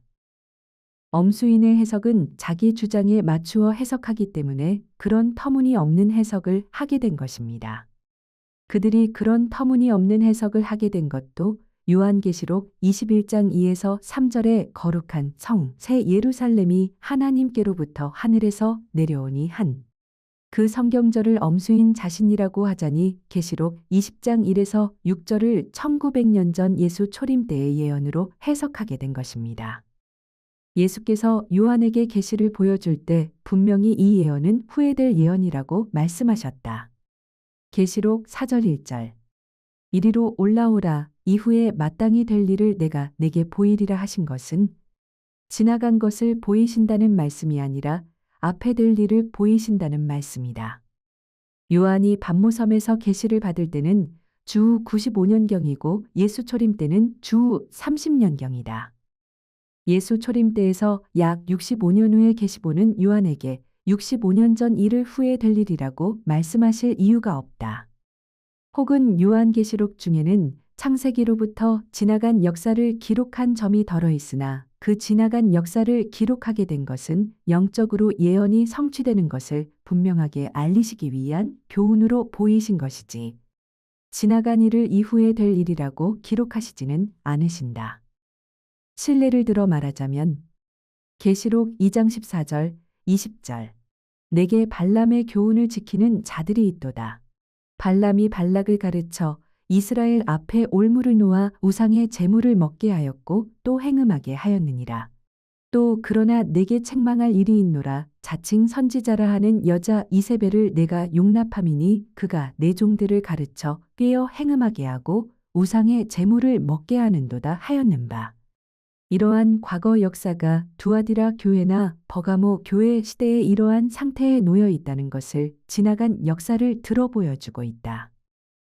그러나 요한계시록 20장은 그러한 신뢰를 들어 교훈하신 것이 아니고 사실을 사실 그대로 이후에 이루어질 것을 그대로 보이신 것이다.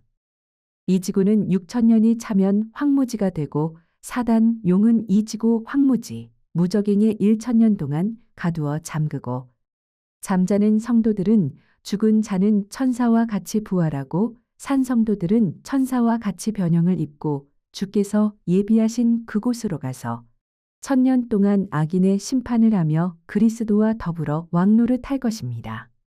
제15장 요한계시록 21장의 새 예루살렘 연고 계시록 21장 2에서 3절 또 내가 봄에 거룩한 성 새 예루살렘이 하나님께로부터 하늘에서 내려오니 그에 비한 것이 신부가 남편을 위하여 단장한 것 같더라 하시었으며 또 기록하기를 계시록 21장 9에서 10절 이리 오라 내가 신부 곧 어린 양의 아내를 내게 보이리라 하고 성령으로 나를 데리고 크고 높은 산으로 올라가 하나님께로부터 하늘에서 내려오는 거룩한 성 예루살렘을 보이니 하셨고 또 기록하기를 계시록 19장 7에서 8절 우리가 즐거워하고 크게 기뻐하여 그에게 영광을 돌리세 어린 양의 혼인 기약이 이르렀고 그 아내가 예비하였으니 그에게 허락하사 공동 번역에는 하나님의 허락으로 빛나고 깨끗한 세마포를 입게 하셨은즉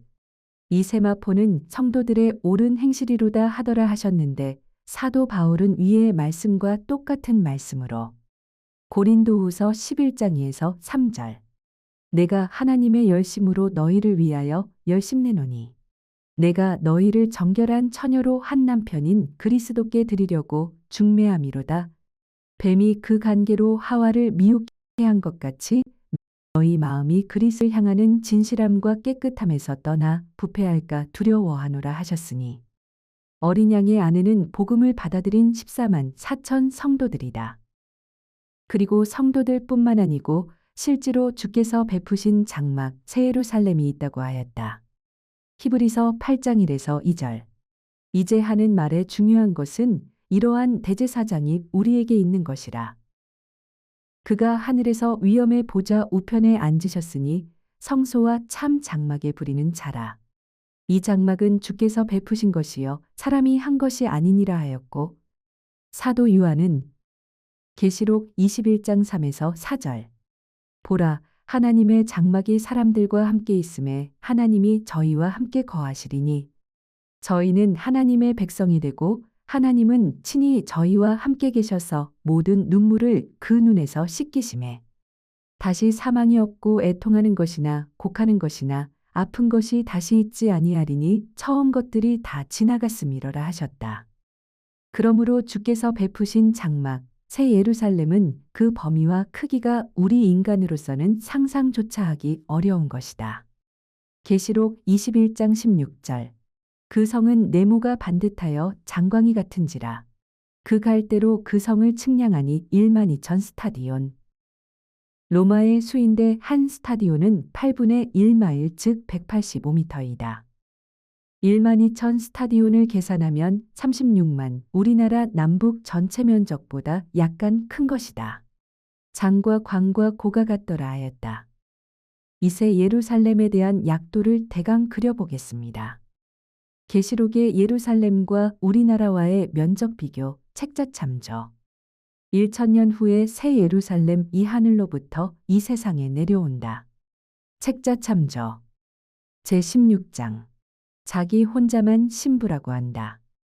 자칭 자기 혼자만 신부라고 하는 엄수인의 주장. 이것이 사실인지 그의 주장하는 성경절을 읽어보자. 이 문제가 틀리면 그가 주장하는 모든 말은 다 잘못된 줄 알아야 하겠다. 엄수인의 말하는 성경절은 계시록 22장 17절이다. 성령과 신부가 말씀하시기를 오라 하시는도다 하였는바 이 신부가 엄수인 자신이라고 말하고 또 계시록 21장 3절. 내가 들으니 보좌에서 큰 음성이 나서 가로대한 그 음성도 엄수인 자신이라고 하니 참으로 놀라지 않을 수 없다. 하나님의 보좌, 옥좌는 하나님만이 좌정에 계시는 곳이고 그의 우편에는 어린 양이 계시는 곳이다. 보좌에서 큰 음성이 나는 것은 하나님이나 어린 양 밖에는 아무 다른 이는 할 수 없는 일이다. 그런데 방자하게도 엄수인이 자기가 큰 음성을 냈다고 하는 것은 보통 정신병자가 아닙니다. 엄수인 발행한 책 22에서 23페이지에 이런 방자한 말을 썼다.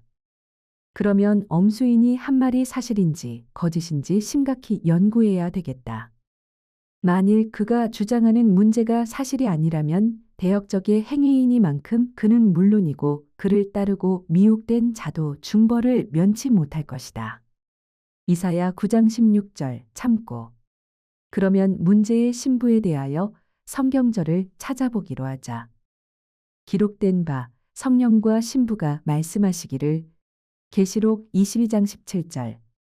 여기 신부는 계시록 21장 9에서 10절의 신부와 같은 신부인 것만은 사실이다. 신부 곧 어린 양의 아내를 내게 보이리라 하였으니 어린 양의 아내는 성도들이다. 계시록 19장 7에서 8절을 보면 어린 양의 혼인 기약이 이르렀고 그 아내가 예비하였으니 그에게 허락하사 빛나고 깨끗한 세마포를 입게 하셨은즉 이 세마포는 성도들의 옳은 행실이로다. 공동 번역에는 그분의 신부는 몸단장을 끝냈고 하나님의 허락으로 빛나고 깨끗한 모시옷을 입게 되었다. 이 고운 모시옷은 성도들의 올바른 행위이다 하였다. 그런 고로 그 신부는 계시록 21장 9에서 10절의 예언과 같이 하늘의 새 예루살렘을 말하는 것이고 새 예루살렘은 곧 14만 4천 성도들을 말하는 것이다. 14만 4천 성도들은 다 신부여 신부는 새 예루살렘성이다. 새 예루살렘성은 다른 말로 하나님의 장막이라고 하는데 계시록 21장 3절 참고. 이 장막은 1900년 전에 주께서 베푸신 것이다. 히브리서 8장 1에서 2절 참고. 이 장막 새 예루살렘성 계시록 21장 3절 9에서 10절 참고. 이 지상으로 내려오는 때는 이 세상이 끝나고 1000년이 지나서 되는 일이다. 기록된 바 또 내가 새 하늘과 새 땅을 보니 처음 하늘과 처음 땅이 없어졌고 바다도 다시 있지 않더라. 계시록 21장 1절 하였다. 계시록 20장 1에서 15절을 계속해서 자세히 보시면 세상이 끝나고 1000년 후에 되는 예언이다. 그런데 엄수이는 계시록 21절 1에서 10절의 예언을 오늘날 자기가 큰 음성으로 하는 것으로 자기 발행책 22에서 23페이지에 방자하게 기록하고 있다. 이런 참남한 행위가 또 어디 있겠습니까? 계시록 20장, 21장, 22장은 천년왕국 후 되는 일이니 이 점 특별히 주의하셔야 하겠습니다. 계시록 21장 1절 새 하늘과 새 땅은 베드로후서 3장 6에서 13절까지 읽어보시면 새 하늘과 새 땅이 나온다. 그날에 하늘이 불에 타서 풀어지고 체질이 뜨거운 불에 녹아지려니와 우리는 그의 약속대로 의에 거하는 바 새 하늘과 새 땅을 바라보도다 하였다. 그런 고로 계시록 21장 1절 새 하늘과 새 땅은 전 세계가 불타버리고 천년 왕국이 지난 후에 되는 일이다. 제17장 하늘 황후에게 전제 드림으로 저주받음. 엄수이는 자기 혼자서 하늘 새 예루살렘성이 지상으로 내려왔다고 하면서 자기를 섬겨야 더 큰 복 받는다고 하므로 예레미야 선지자의 예언을 성취하고 있다. 예레미야 7장 18절 자식들은 나무를 줍고 아비들은 불을 피우며 부녀들은 가루를 반죽하여 하늘 황후를 위하여 과자를 만들며 그들이 또 다른 신들에게 전제를 부음으로 나의 노를 격동하느니라 하셨다. 엄수인 자기 혼자만이 신부여 또 하늘 새 예루살렘성이니 하므로 하늘 황후가 되는 것이며 멜기세덱에게 드려야 할 11조를 자기가 받아 먹으면서 내가 하나님보다 높으다 하는 식으로 자기를 높이고 있다. 이것이 얼마나 참남되고 외람된 행동일 것인가. 하나님께서 얼마나 오래 참으실 것인가. 기록된 바 예레미야 7장 18에서 20절 나 여호와가 말하노라. 그들이 나를 경록해 함이냐 어찌 자기 얼굴의 수욕을 자취함이 아니냐. 그러므로 주 여호와 내가 이같이 말하노라. 보라 나의 진노와 분한을 이곳에 붓되 사람과 짐승과 들나무와 땅의 소산에 부으리니 불같이 살라지고 꺼지지 아니하리라 하셨다. 이 예언은 천주교회가 마리아 섬기는 예언이라고 하겠으나 엄수인에 대해서는 더 명백한 증거가 되어 있다. 제18장 성경상 교회는 무엇인가? 그런데 복음 사업을 하는 성전 건축이라고 함은 교회를 그리스도의 몸이라고 하신 동시에 성도들을 가리켜서 그리스도의 몸에 붙은 각 지체라고 하였다. 골로새서 1장 18절 그는 몸인 교회의 머리라. 에베소서 4장 15에서 16절 그는 머리니 곧 그리스도시라. 고린도전서 12장 27절 너희는 그리스도의 몸이여 지체니 각 부분이라. 그런 고로 교회라 함은 지상의 건물만 가리킨 것이 아니라 그리스도와 연합한 성도들을 가리킴이니 우리가 다 하늘 성전 건축 재료들이다. 계시록 3장 12절 이기는 자는 하나님 성전의 기둥이 되게 하리니 에베소서 2장 20에서 22절 주 안에서 성전이 되어가고 고린도전서 3장 16에서 17절 너희가 하나님의 성전인 것과 고린도후서 6장 16절 우리는 살아계신 하나님의 성전이라. 그런 고로 각 시대의 복음 사업으로 말미암는 하늘 성전 건축은 지상에서 성도들의 수가 참으로 하늘 성전이 완성되는 것이다. 지상의 건물 교회는 아무리 훌륭하게 건설되었을지라도 종말에 가서는 다 불에 소멸되고 마는 것이다. 그러나 하늘 성전으로 표상된 성도들은 신랑이 최후 통치자로 오시는 때 거룩한 신부가 되어 신랑을 맞이하게 되는 것이다. 고린도후서 11장 2절 내가 너희를 정결한 처녀로 한 남편인 그리스도께 드리려고 중매함이로다. 그런 고로 교회를 아내로 표상하는 동시에 성도들은 그의 아내로 표상하였다. 그러므로 마지막 14만 4천 명은 하늘 새 예루살렘 성전 건축 재료들이다. 그 수가 차면 하늘 새 예루살렘 성전이 완성되는 것이다. 기록하기를 에베소서 2장 20에서 22절 너희는 사도들과 선지자들의 터 위에 세우심을 입은 자라. 그리스도께서 친히 모퉁이 돌이 되셨느니라. 그의 안에서 건물마다 서로 연결하여 주 안에서 성전이 되어가고 너희도 성령 안에서 함께 지어져 가느니라 하였다. 산성도 14만 4천 명이 다 구성될 시에는 하늘 새 예루살렘 성전이 준공되는 것이다.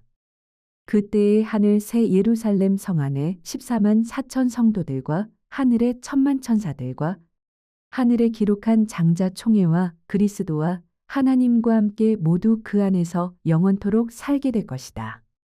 계시록 22장 3에서 5절. 다시 저주가 없으며 하나님과 그 어린 양의 보좌가 그 가운데 있으리니 그의 종들이 그를 섬기며 그의 얼굴을 볼 터이요 그의 이름도 저희 이마에 있으리라. 다시 밤이 없겠고 등불과 햇빛이 쓸데없으니 이는 주 하나님이 저희에게 비추심이라. 저희가 세세토록 왕노릇 하리로다 하셨다. 히브리서 12장 22에서 24절 참조. 자기 마음의 생각대로 예언함.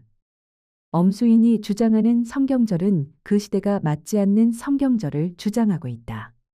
엄수인이 기록한 책 하나님의 왕국 문제 책 51페이지에는 계시록 20장 1에서 3절. 용을 잡아 1000년 동안 무적행에 가둔다는 시대는 예수 초림 때라고 주장하고 또 계시록 21장 1에서 3절. 새 예루살렘이 하늘에서 내려온다는 시대가 오늘날 자기 시대, 즉 엄수인 자기가 새 예루살렘이라고 주장하고 있다. 이것은 너무나 터무니없는 주장들을 하고 있으니 기가 막힐 지경이다.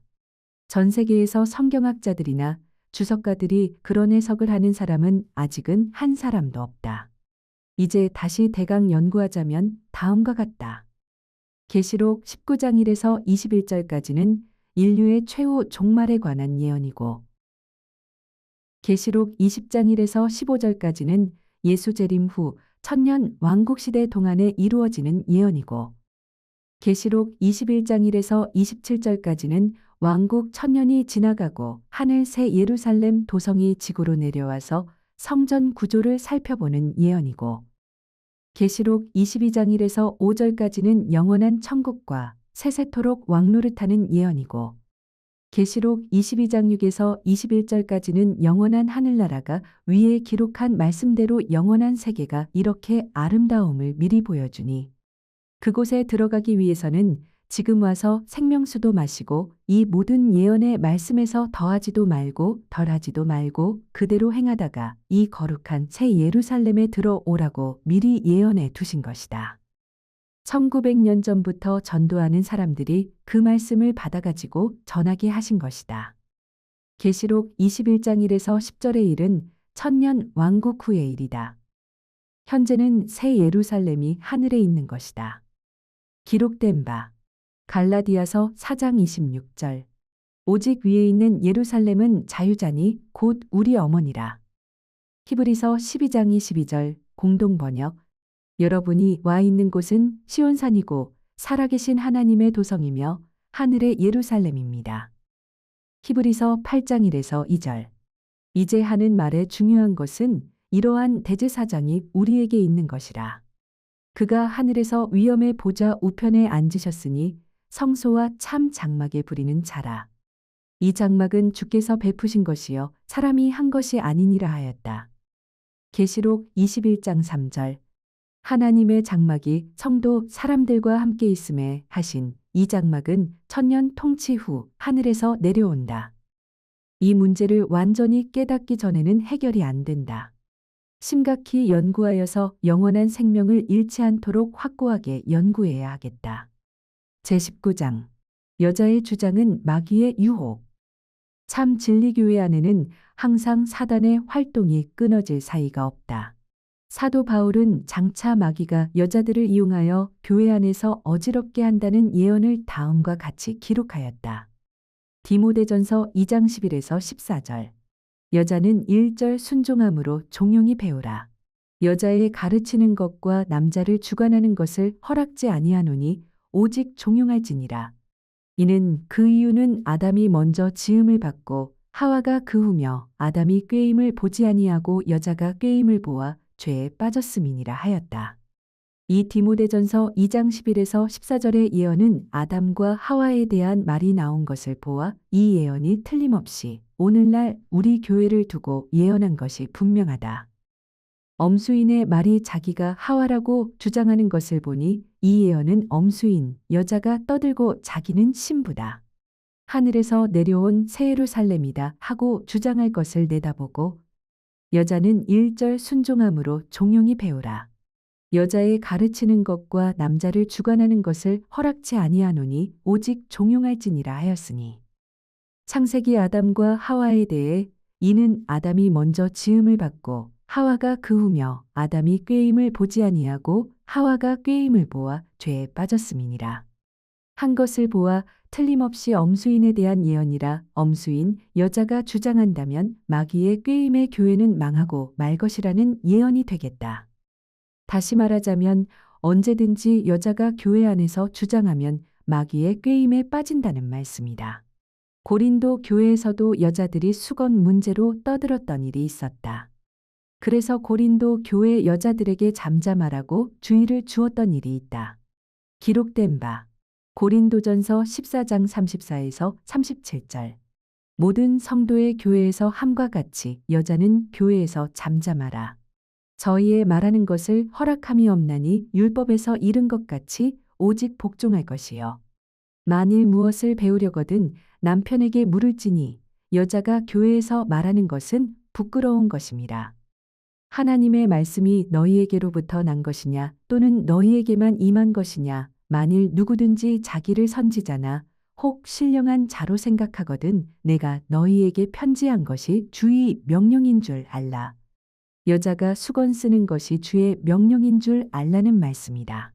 위에 기록한 모든 말씀을 보면 오늘날에 될 예언으로서 광안리 엄수인 같은 여자들이 일어나 수건 문제로 떠들 것을 내다보고 미리 예언하신 것이 아니겠습니까? 전에 기록한 여자들의 주장을 못하게 한 것이 오늘날 우리 하나님의 교회에서 예언이 성취되고 있습니다.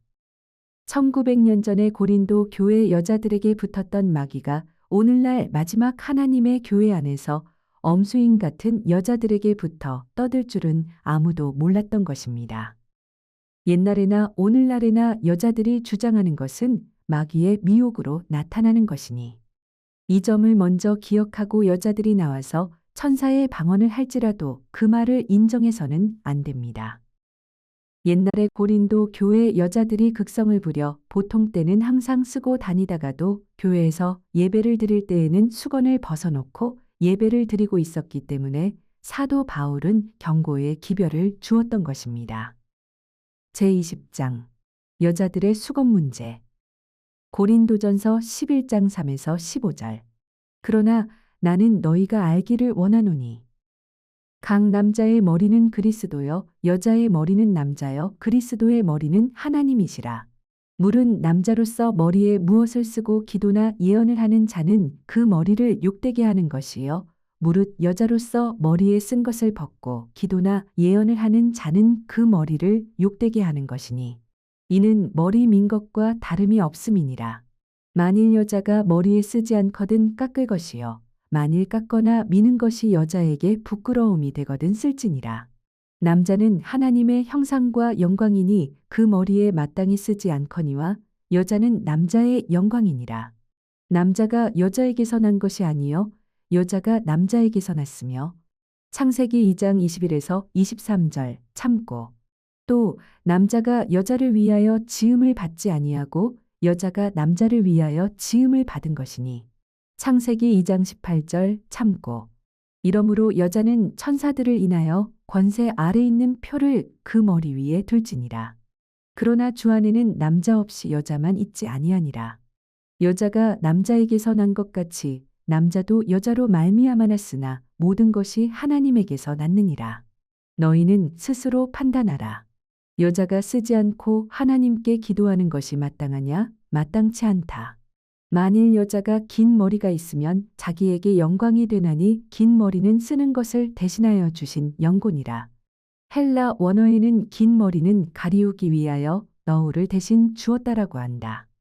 아무리 성경에 무식한 자라도 고린도전서 11장 5에서 13절까지 연결해서 본다면 억지를 쓰는 일이 아니면 쓰는 것으로 해석하는 것이 원칙이다. 고린도전서 11장 16절 변론하려는 태도를 가진 자가 있을지라도 우리에게나 하나님의 모든 교회에는 이런 규례가 없느니라. 공동 번역에는 이에 대해서 딴소리를 할 사람이 있을지 모르나 그런 풍습은 여자들의 주장은 우리에게나 하나님의 교회에도 없습니다 하였는데, 그런 풍습, 즉 여자들의 주장은 하나님의 교회 안에는 절대로 있을 수 없다는 뜻이다. 고린도전서 14장 34절, 디모데전서 2장 11에서 14절 참고. 고린도 여자들이 극성을 부리며 남녀 동등권이다 라고 떠드는 바람에 사도 바울은 다음과 같이 엄격하게 지시하였다. 기록된 바 고린도전서 14장 33에서 37절 하나님은 어지러움의 하나님이 아니시여 오직 화평의 하나님이시라. 모든 성도의 교회에서 함과 같이 여자는 교회에서 잠잠하라. 저희의 말하는 것을 허락함이 없나니 율법에 이른 것 같이 오직 복종할 것이요.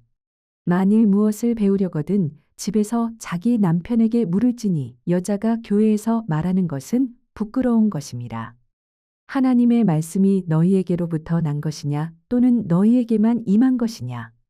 만일 누구든지 자기를 선지자나 혹 신령한 자로 생각하거든 내가 너희에게 편지한 것이 주의 명령인 줄 알라. 즉 수건 쓰는 것이 주의 명령인 줄 알라는 뜻이다. 그리고 공동번역의 첫 허두에 기록하기를 공동번역 고린도전서 1장 1절 여자가 머리를 가리워야 하는 이유라고 하였다.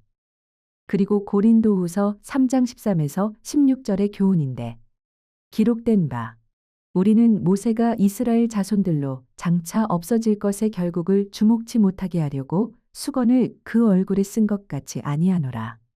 그러나 저희 마음이 완고하여 오늘까지라도 구약을 읽을 때에 그 수건이 오히려 벗어지지 아니하고 있으니 그 수건은 그리스도 안에서 없어질 것이라. 오늘까지 모세의 글을 읽을 때의 수건이 오히려 그 마음을 덮었도다. 그러나 언제든지 주께로 돌아가면 그 수건이 벗어지리라. 고린도후서 3장 13에서 16절 위의 말씀은 모세가 십계명 받으러 시내산에 올라가 40일 동안 하나님과 같이 있었으므로 하나님의 영광의 광채가 모세에게 반사되어 백성들이 모세의 얼굴의 광채로 인하여 쳐다볼 수 없어서 수건으로 모세의 얼굴을 가리우고 대화를 하였다. 출애굽기 34장 28에서 35절 참조. 그러나 대화가 끝나면 모세는 다시 수건을 벗고 하나님에게로 갔다가 백성을 만날 때에는 수건을 다시 쓰고 백성들과 대화를 시작하였다. 이것이 전례가 되어 예수 초림 때까지도 구약을 읽을 때에 그 수건이 벗어지지 아니하고 있었다고 하였다. 이것은 여자들의 수건이 아니고 남자들이 모세의 글을 읽거나 예배를 드릴 때에 쓰는 수건이다. 그래서 고린도전서 11장 4절에 물은 남자로서 머리에 무엇을 쓰고 기도나 예언을 하는 자는 그 머리를 욕되게 하는 것이여 하였다. 그러므로 고린도전서 11장 3에서 15절까지는 여자들의 수건 문제요. 고린도후서 3장 13에서 16절의 수건은 남자들의 얼굴에 가리우는 수건이다. 여자 수건, 남자 수건만 구별할 줄 알면 된다. 그리고 진리의 근원은 예수님이시다. 예수님 당시에는 틀림없이 여자들이 수건을 쓰고 있었다. 예수님 어머니 마리아로부터 수건 쓰고 모든 여자들이 다 수건을 썼다. 그 당시 여자들이 수건 썼다는 것은 부인할 수 없는 사실이다. 그런데 이제 와서 무엇이 잘못되었다고 주장할 것인가? 엄수희는 그 당시의 여자들이 수건 쓰는 것은 그 당시의 풍습이라고 하는데, 사도 바울은 풍습이라고 하지 않고 무릇 여자로서 머리에 쓴 것을 벗고 기도나 예언을 하는 자는 그 머리를 욕되게 하는 것이니 고린도전서 11장 5절 하였다. 기도나 예언을 할 때 쓰라는 말과 그 지방 풍습으로 쓴다는 말과는 전혀 다른 것이다. 그리고 엄수인 수건 문제 책 7페이지에 사복음서에는 여자 머리에 수건을 쓰라는 말이 없다고 하는데, 예수님 당시에는 여자들이 이미 수건을 다 쓰고 있었기 때문에 새삼스럽게 수건을 쓰라고 하실 필요가 없었던 것이다. 그리고 반대로 예수님이 수건을 벗으라고 한 말씀도 없다. 만일 죄가 되는 수건이라면 예수님은 분명히 수건은 벗으라고 하셨을 것이다. 그리고 또 엄수인 발행책 수건 문제 15페이지에 이 세상 사람들이 예식장에서 결혼식을 할 때 신랑이 신부의 머리 수건을 벗긴다고 주장한다. 그것 또한 거짓말이다. 신랑이 수건을 벗기는 것이 아니라 얼굴에 가리웠던 앞면만 들어 신부 머리 위에 얹는다. 알지 못하는 거짓말로써 어린 양들을 속이지 말라. 결혼 예식에 관한 이야기를 하자면 이 세상 처녀들이 머리에 항상 쓰고 있었던 것도 아니요. 다만 결혼 예식할 때 하나님을 대표하는 주례사 앞에서 면사포를 쓰고 있다가 예식이 끝나고 밖에 나올 때에는 벗는 것이다.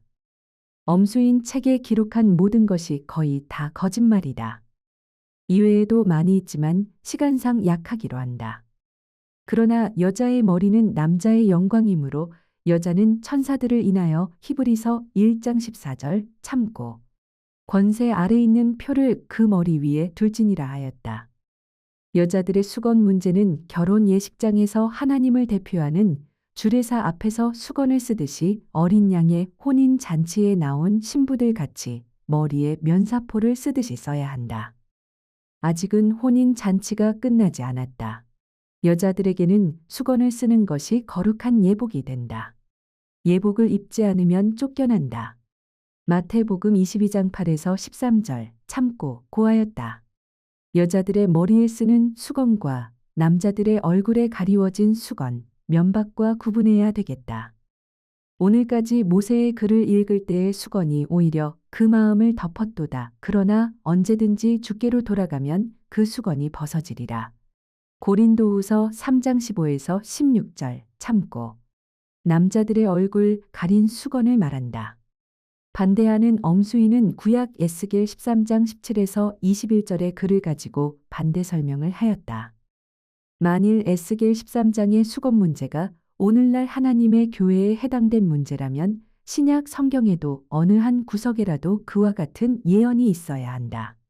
만일 구약에 기록한 성경절이 다 신약의 교훈이라면 구약에서는 안식일에 불도 떼지 말라 하였고 또 머리가를 둥글게 깎지 말며 수염 끝을 손상치 말며 출애굽기 35장 3절, 레위기 19장 27절 참고 또는 안식일에 일하는 자를 반드시 죽일지니라. 출애굽기 31장 15절 참고 하였다. 이외에도 신약과 반대되는 말이 이루 헤아릴 수 없다. 그러기 때문에 사도 베드로는 다음과 같이 기록하였다. 또 우리 주의 오래 참으심이 구원이 되신 줄로 여기라. 우리 사랑하는 형제 바울도 그 받은 지혜대로 너희에게 이같이 썼고 또 그 모든 편지에도 이런 일에 관하여 말하였으되 그 중에 알기 어려운 것이 덜어 있으니 무식한 자들과 굳세지 못한 자들이 다른 성경과 같이 그것도 억지로 풀다가 스스로 멸망에 이르느니라. 베드로후서 3장 15에서 16절 참고하였다. 다른 성경과 같이 한 그 다른 성경은 구약 성경을 말한다. 구약 성경과 신약 성경은 엄연히 구별되어야 한다. 왜냐하면 구약이라는 말은 옛 언약이라는 말이고 신약이라는 말은 새 언약이라는 말이다. 사도 바울은 기록하기를 저 첫 언약이 구약이 무음하였다면 흠이 없었더라면 둘째 것 새 언약 즉 신약을 요구할 일이 없었으려니와 저희를 허물하여 일렀으되 주께서 가라사대 볼지어다 날이 이르리니 내가 이스라엘 집과 유다 집으로 새 언약을 세우리라. 또는 새 언약이라 말씀하셨음에 첫것 구약은 낡아지게 하신 것이니 낡아지고 쇠하는 것은 없어져 가는 것이라. 히브리서 8장 7에서 8절 13절 참고하였다. 구약은 신약이 완성됨으로 무용지물이 된다는 말이다. 그러므로 구약의 수건 쓰라고 한 예언이 있다 해도 신약의 수건 쓰라고 한 말이 없으면 우리는 수건 쓸 필요가 없고 구약의 수건 쓰면 죽는다고 할지라도 신약의 수건 써야 한다면 수건 쓰는 것이 옳은 일입니다. 그렇지 않으면 구약의 안식일에 불도 떼지 말라 한 그대로 안식일에 불을 안 떼야 할 것이며 안식일 범하면 죽인다고 하였으니. 출애굽기 31장 15절, 35장 3절 참고. 오늘날에도 안식일 범하는 사람은 다 죽어야 하지 않겠는가? 구약의 예언이 신약에 없다면 우리에게는 아무런 상관이 없다. 에스겔 선지자의 예언을 자세히 연구한다면 바알 신들을 섬기는 천주교회에 대한 예언이다. 에스겔 13장을 연구하자면 먼저 에스겔 8장을 연구하여야 정확한 해석이 나온다. 기록한 바. 그가 또 내게 이르시되 인자야 내가 그것을 보았느냐. 너는 또 이보다 더 큰 가증한 일을 보리라 하시더라. 그가 또 나를 데리고 여호와의 전 문 앞 현관과 제단 사이에서 약 25인이 여호와의 전을 등지고 낯을 동으로 향하여 동방 태양에게 경배하더라. 에스겔 8장 15에서 16절 하였는데 이 예언이 무엇을 말하는 것인가? 이것이 일요일 태양신 숭배자들을 두고 예언한 것이며 따라서 에스겔 13장 17에서 21절의 예언이 연결되어 있다. 즉 천주교회를 두고 예언하신 말씀이다. 제21장 예복과 세마포와 머리 수건 문제. 이사야 3장 22에서 26절.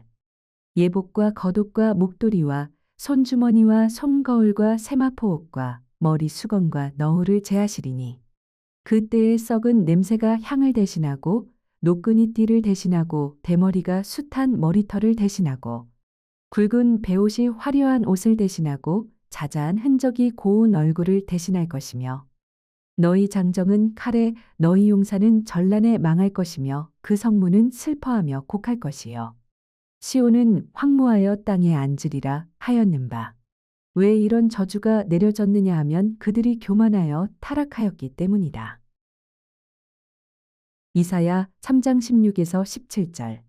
여호와께서 또 말씀하시되 시온의 딸들이 교만하여 느린 목 정을 통하는 눈으로 다니며 아기죽거려 행하며 공동 번역에는 시온의 딸들은 잘난 채 목을 빼고 추파를 던지며 돌아다니고 발목으로 잘랑잘랑 소리나 내며 이리저리 꼬리치고 돌아다닌다 하였다. 그래서 예복과 세마포 옷과 머리수건을 제하신다는 말씀이다. 기록된 바 호세아 2장 11에서 13절. 내가 그 모든 희락과 절기와 월삭과 안식일과 모든 명절을 패하겠고한 말씀과 같은 것이다. 절기나 안식일이 나빠서 패하는 것이 아니라 그 백성들이 우상과 바알신을 섬기고 있기 때문에 거룩한 절기나 안식을 그들에게 줄 수 없기 때문에 하나님이 절기나 안식일을 도로 빼앗는다는 말이다. 기록된 바 고린도전서 10장 21절. 너희가 주의 잔과 귀신의 잔을 겸하여 마시지 못하고 주의 상과 귀신의 상에 겸하여 참회치 못하리라 하였다. 위의 말씀이 바로 우상 숭배하는 자나 교만한 자들에게 거룩한 절기나 안식일이나 수건이나 예복이나 세마포 같은 것을 그들에게 줄 수 없어서 패하시겠다는 말씀이다. 예복과 세마포 옷과 머리 수건을 제하시고 나니 그때부터 썩은 냄새가 향을 대신하고 노끈이 띠를 대신하고 대머리가 숱한 머리털을 대신하고 굵은 베옷이 화려한 옷을 대신하고 자자한 흔적이 고운 얼굴을 대신할 것이며 너희 장정은 칼에 너희 용사는 전란에 망할 것이며 그 성문은 슬퍼하며 곡할 것이요 시온은 황무하여 땅에 앉으리라 하셨다. 다시 말하자면 저주 받았기 때문에 예복과 세마포 옷과 수건을 패하시게 되고 패하신 후에는 저주받아 썩은 냄새도 나고 망하게 되었다는 말씀이다. 그러나 다시 회개하고 한 남자인 그리스도에게 와서 자복하고 용서를 빌면 용서받는다는 예언이 있다. 기록한 바 이사야 4장 1에서 4절. 그날에 7 여자가 한 남자 예수님을 붙잡고 말하기를 우리가 우리 떡을 먹으며 우리 옷을 입으리니 오직 당신의 이름으로 우리를 칭하게 하여 우리로 수치를 명케 하라 하리라. 그날에 여호와의 싹이 아름답고 영화로울 것이요 그 땅에 솟아는 이스라엘의 피난한 자를 위하여 영화롭고 아름다울 것이며 시온에 남아 있는 자 예루살렘에 머물러 있는 자 곧 예루살렘에 있어 생존한 자 중 농명된 모든 사람은 거룩하다 칭함을 얻으리니 이는 주께서 그 심판하는 영과 소멸하는 영으로 시온의 딸들의 더러움을 씻으시며 예루살렘의 피를 그 중에서 청결케 하실 때가 됨이라 하셨다. 만일 그 수건이 필요 없어서 벗긴 것이면 예복과 세마포도 필요 없는 것이 안 되겠는가. 그러나 예복이 없이는 혼인 잔치에서 쫓겨나는 것이다. 마태복음 22장 11에서 13절. 임금이 손을 보러 들어올새 거기서 예복을 입지 않은 한 사람을 보고 가로되 친구여 어찌하여 예복을 입지 않고 여기 들어왔느냐 하니 저가 유구무원이언을 임금이 사환들에게 말하되 그 수족을 결박하여 바깥 어두움에 내어 던지라. 거기서 슬피 울며 이를 갈미 있으리라 하더라 하셨고 또 기록하기를 계시록 19장 7에서 8절 우리가 즐거워하고 크게 기뻐하여 그에게 영광을 돌리세. 어린 양의 혼인 기약이 이르렀고 그 아내가 예비하였으니 그에게 허락하사 빛나고 깨끗한 세마포를 입게 하셨은즉 이 세마포는 성도들의 옳은 행실이로다 하셨다. 수건은 혼인 예식이 끝나기까지는 써야 거룩한 신부들이 되는 것이다. 만일 이사야 3장 22에서 26절에 기록된 수건이 죄가 되거나 에스겔 13장 17에서 21절에 기록된 수건이 죄가 된다면 그 후에 500년이나 700년이 지난 후에 오신 예수님부터가 죄를 조작하신 분이 될 것이다. 예수님 당시에는 여자들이 수건 썼다는 사실은 부인할 수 없는 것이다. 천주교의 역사는 거짓말 안 한다는 것을 역사를 통해 알 수 있다. 천주교에서는 수건이 예수님의 어머님 때로부터 계속 수건 써내려왔다고 자신 있게 말하고 있다. 제22장 구로사키 주에서를 상고하여 봅시다. 구로사키 주에는 일본 사람의 주에로서 세계적으로 유명한 사람이다. 이제 고린도전서 11장 3에서 16절의 해석을 살펴보기로 하자. 본문 그러나 나는 너희가 알기를 원하노니 각 남자의 머리는 그리스도여 여자의 머리는 남자여 그리스도의 머리는 하나님이시라. 고린도전서 11장 3절. 주에 이제 말하려고 하는 소중한 진리를 모르는 일은 지식에 부유한 고린도 신자로서 바랄 수 없는 일이었다. 그래서 바울은 3면으로 그 진리를 설명하려 하는 것으로서 첫째는 영계의 질서를 가지고 이를 증명했고 고린도전서 11장 3에서 6절. 둘째는 남녀 창조의 의의를 가지고 이를 증명했으며 고린도전서 11장 7에서 12절.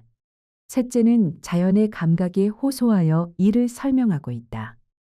고린도전서 11장 13에서 16절. 즉 지상생활에는 질서가 있어서 혼인에 의하여 아내는 남편을 머리로 하여 받았으며 신앙에 의하여 남자는 그리스도를 머리로 하여 이어졌고 그리스도와 하나님 사이에는 부자의 관계가 성립되어 있어서 하나님을 머리로 하여 이에 순종하는 것으로서 지상 생활의 재상은 각 천상 생활의 축사이다. 이 천상 관계를 지상에 실현하는 것이 신자의 의무이다. 단 믿음으로써 그리스도에게 이어진 천적 관계에 있어서는 남녀의 구별 없이 똑같이 직접으로 하나님께 연결되어짐은 물론이다. 4에 머리라는 문자는 삼자 간에 밀접한 관계가 있는 동시에 상하의 불평등의 지위에 차별을 보이고 있다. 본문 물은 남자로서 머리에 무언을 쓰고 기도나 예언을 하는 자는 그 머리를 욕되게 하는 것이요. 고린도전서 11장 4절. 주에 집회에 있어서의 기도 또는 예언을 할 때에 만일 남자가 머리에 너울을 써 그 머리를 덮으면 그것은 인간에 대한 복종 또는 순종을 나타내고 있는 것으로서 자기의 머리 및 이로써 표현되어 참 머리이신 그리스도를 욕되게 하는 일에 해당된다. 왜냐하면 그리스도는 보이지 않는 곳에 계시기 때문이다. 그러므로 남자는 무엇을 쓰지 않는 것이 바른 태도이다. 고린도의 남자 신자가 무엇을 쓰고 기도나 예언을 한 사실이 있어서가 아니라 다음 절의 여자의 경우를 가르치기 위하여 먼저 남자의 례를 가정하여 설명한 것이다. 사에 무엇을 쓰고 당시 헬라인은 남자는 쓰지 않고 여자는 쓰는 것이 통례였다. 유대인은 기도할 때에는 무엇을 쓰는 습관이 있었다. 헬라인에게 있어서 바울은 그 습관을 존중하여 그 습관 중에서 천적 의미를 읽어낸 것이다. 본문. 물은 여자로서 머리에 쓴 것을 벗고 기도나 예언을 하는 자는 그 머리를 욕되게 하는 것이니. 고린도전서 11장 5절. 주의. 남자와는 반대로 여자는 남자에 대한 복종을 나타내기 위하여 머리에 무엇을 쓰는 것이 정당하다. 만일 쓴 것을 벗는다면 복종을 포기하는 것을 의미한다. 당시 기독교도의 부인 중에는 바울의 소위 자주자나 종이나 헬라인이나 유대인이나 남자나 여자나 할 것 없이 다주 안에서 하나 갈라디아서 3장 28절 되는 진리를 지상관계에도 적용하여 여자이면서도 남자와 동일한 태도를 가지고 혹은 기도하고 혹은 예언하는 자가 있었다. 바울은 이러한 태도를 경계한 것이다. 주의 나중 고린도전서 14장 34에서 35절의 여자는 교회에서 잠잠할 것을 명한 것과의 사이에 모순이 있는 것처럼 보이지만 본절의 경우는 기도 및 예언으로서 자기가 받은 바 감상이고 고린도전서 14장 34에서 35절 남자 위에서 이를 가르치는 태도를 취하는 경우일 것이다. 이는 머리 민 것과 다름이 없음이니라. 본문. 만일 여자가 머리에 쓰지 않거든 깎을 것이요 만일 깎거나 미는 것이 여자에게 부끄러움이 되거든 쓸지니라. 고린도전서 11장 6절. 주의. 여자가 머리 없는 것은 부끄러워할 일로 되어 있었다. 즉 당시 노예인 여자는 머리를 깎고 있었다. 또 유대에서는 간음죄를 범한 여자는 삭발의 형을 받았다. 민수기 5장 18에서 22절. 여기서 삭발을 부끄러워할 것으로 말한 것은 그것이 자연히 여자의 미관을 죽일 뿐만 아니라 그러한 수치스러운 일이 연상을 가지고 있기 때문이었다. 바울은 이 부인의 자연스러운 감정 또는 습관을 이유로 하여 이에 반하는 행위를 가지고 부끄러워할 것으로 하고 머리에 무엇을 쓰지 않고 기도나 또는 예언하는 자는 마치 삭발과 같이 수치스러운 행위인 것을 나타내요. 만일 이를 바라지 않거든 무엇을 써야 할 것을 가르치고 있다. 본문. 남자는 하나님의 형상과 영광이니 그 머리에 마땅히 쓰지 않거니와 여자는 남자의 영광이니라. 고린도전서 11장 7절. 주의. 바울은 더 나아가서 남녀가 창조되어진 사실에 의하여 그 쓸 것, 문제를 결정하려고 하는 것이다. 즉 남자는 창세기 1장 27절에 의하면 하나님의 형상대로 지어졌으므로 하나님을 대신하여 지상을 지배할 권을 가졌으며 또 이런 의미에 있어서 하나님의 영광인 것이다. 고울로 무엇을 쓰므로 하나님의 영광을 가리우고 복종의 형태를 갖추어서 하나님께로부터 받은 권리를 가리워서는 안 된다. 그러나 여자는 그 상은 남자와 다르지만 그 아름다운 복종으로서 남자의 영광이 되는 것이다. 그 까닭은 본문. 남자가 여자에게서 난 것이 아니요 여자가 남자에게서 났으며 또 남자가 여자를 위하여 지음을 받지 아니하고 여자가 남자를 위하여 지음을 받은 것이니. 고린도전서 11장 8에서 9절. 주의. 창세기 2장 18에서 24절의 기사와 같이 여자는 남자의 도움는 자가 되기 위하여 남자의 갈빗대 중에서 창조되어진 것으로서 종속적 지위를 취하는 것이 그 본래의 신분이며 남녀동권인 것은 아니다. 고로 여자는 복종에 의하여 남자의 영광이 될 것이다. 본문. 이러므로 여자는 천사들을 인하여 권세 아래 있는 표를 그 머리 위에 둘지니라. 고린도전서 11장 10절. 주의. 여자는 복종에 의하여 남자의 영광이 되는 것으로서 하늘의 천사들도 집회에 참가하여 그 형편을 목격하고 있는 까닭에 누가복음 15장 7절, 10절, 에베소서 3장 10절, 디모데전서 5장 21절 복종의 표, 즉 권세의 표를 받을 필요가 있다. 본문. 그러나 주 안에는 남자 없이 여자만 있지 않고 여자 없이 남자만 있지 아니하니라. 여자가 남자에게서 난 것 같이 남자도 여자로 말미암아 났으니 모든 것이 하나님께로서 났느니라. 고린도전서 11장 11에서 12절. 주의 남녀의 관계는 이상과 같이 권력과 복종의 관계에 있으나 그리스도에 대한 관계에 있어서는 이자동일인 것으로서 피차에 서로 도우면서 그리스도께 연결되어야 한다. 이 사이에 상하의 차별은 없다. 마치 인류의 창조에 있어서 아담에게서 하와가 취하여졌고 그 후의 생식은 여자에게서 남자가 취하여진 것처럼 쌍방이 다 하나님에 의하여 창조되어진 것으로서 그 사이에는 차별이 없기 때문이다. 바울은 여기서 생리상의 사실을 포족하여 교묘하게 남녀의 영적 평등을 나타내고 있다. 본문 너희는 스스로 판단하라 여자가 쓰지 않고 하나님께 기도하는 것이 마땅하냐. 고린도전서 11장 13절. 주의 바울은 이상의 논의 외에 스스로 판단하라고 인간의 직관의에 호소하여 이 문제를 생각하고 있다. 여기에 기도하는 경우를 들어 하나님께 기도하는 가장 엄숙한 경우에 무엇을 쓰지 않는 불근신한 태도를 하는 것이 상관없는가 생각해 보라는 질문을 밝히고 있다. 본문 만일 남자가 긴 머리가 있으면 자기에게 욕되는 것을 본성이 너희에게 가르치지 아니하느냐. 만일 여자가 긴 머리가 있으면 자기에게 영광이 되나니 긴 머리는 쓰는 것을 대신하여 주신 영곤이라. 고린도전서 11장 14에서 15절. 주의 우리의 자연스런 직감에 의해도 남자가 긴 머리를 가지는 것은 부끄러운 일이고 반대로 여자에게는 긴 머리가 있는 것이 영광인 것처럼 생각되는 것은 남녀 간의 자연스런 차별을 느끼기 때문이 아니겠는가. 그리고 여자의 머리는 쓰는 것, 즉 너울, 원어, 을 주신 것으로 보아도 쓰는 것이 필요한 것임을 나타내기 때문이다. 이 습관이 중국의 변발을 제외하고는 거의 어떤 인종에 있어서도 공통한 것은 바울의 말을 잘 뒷받침해 주는 것이다.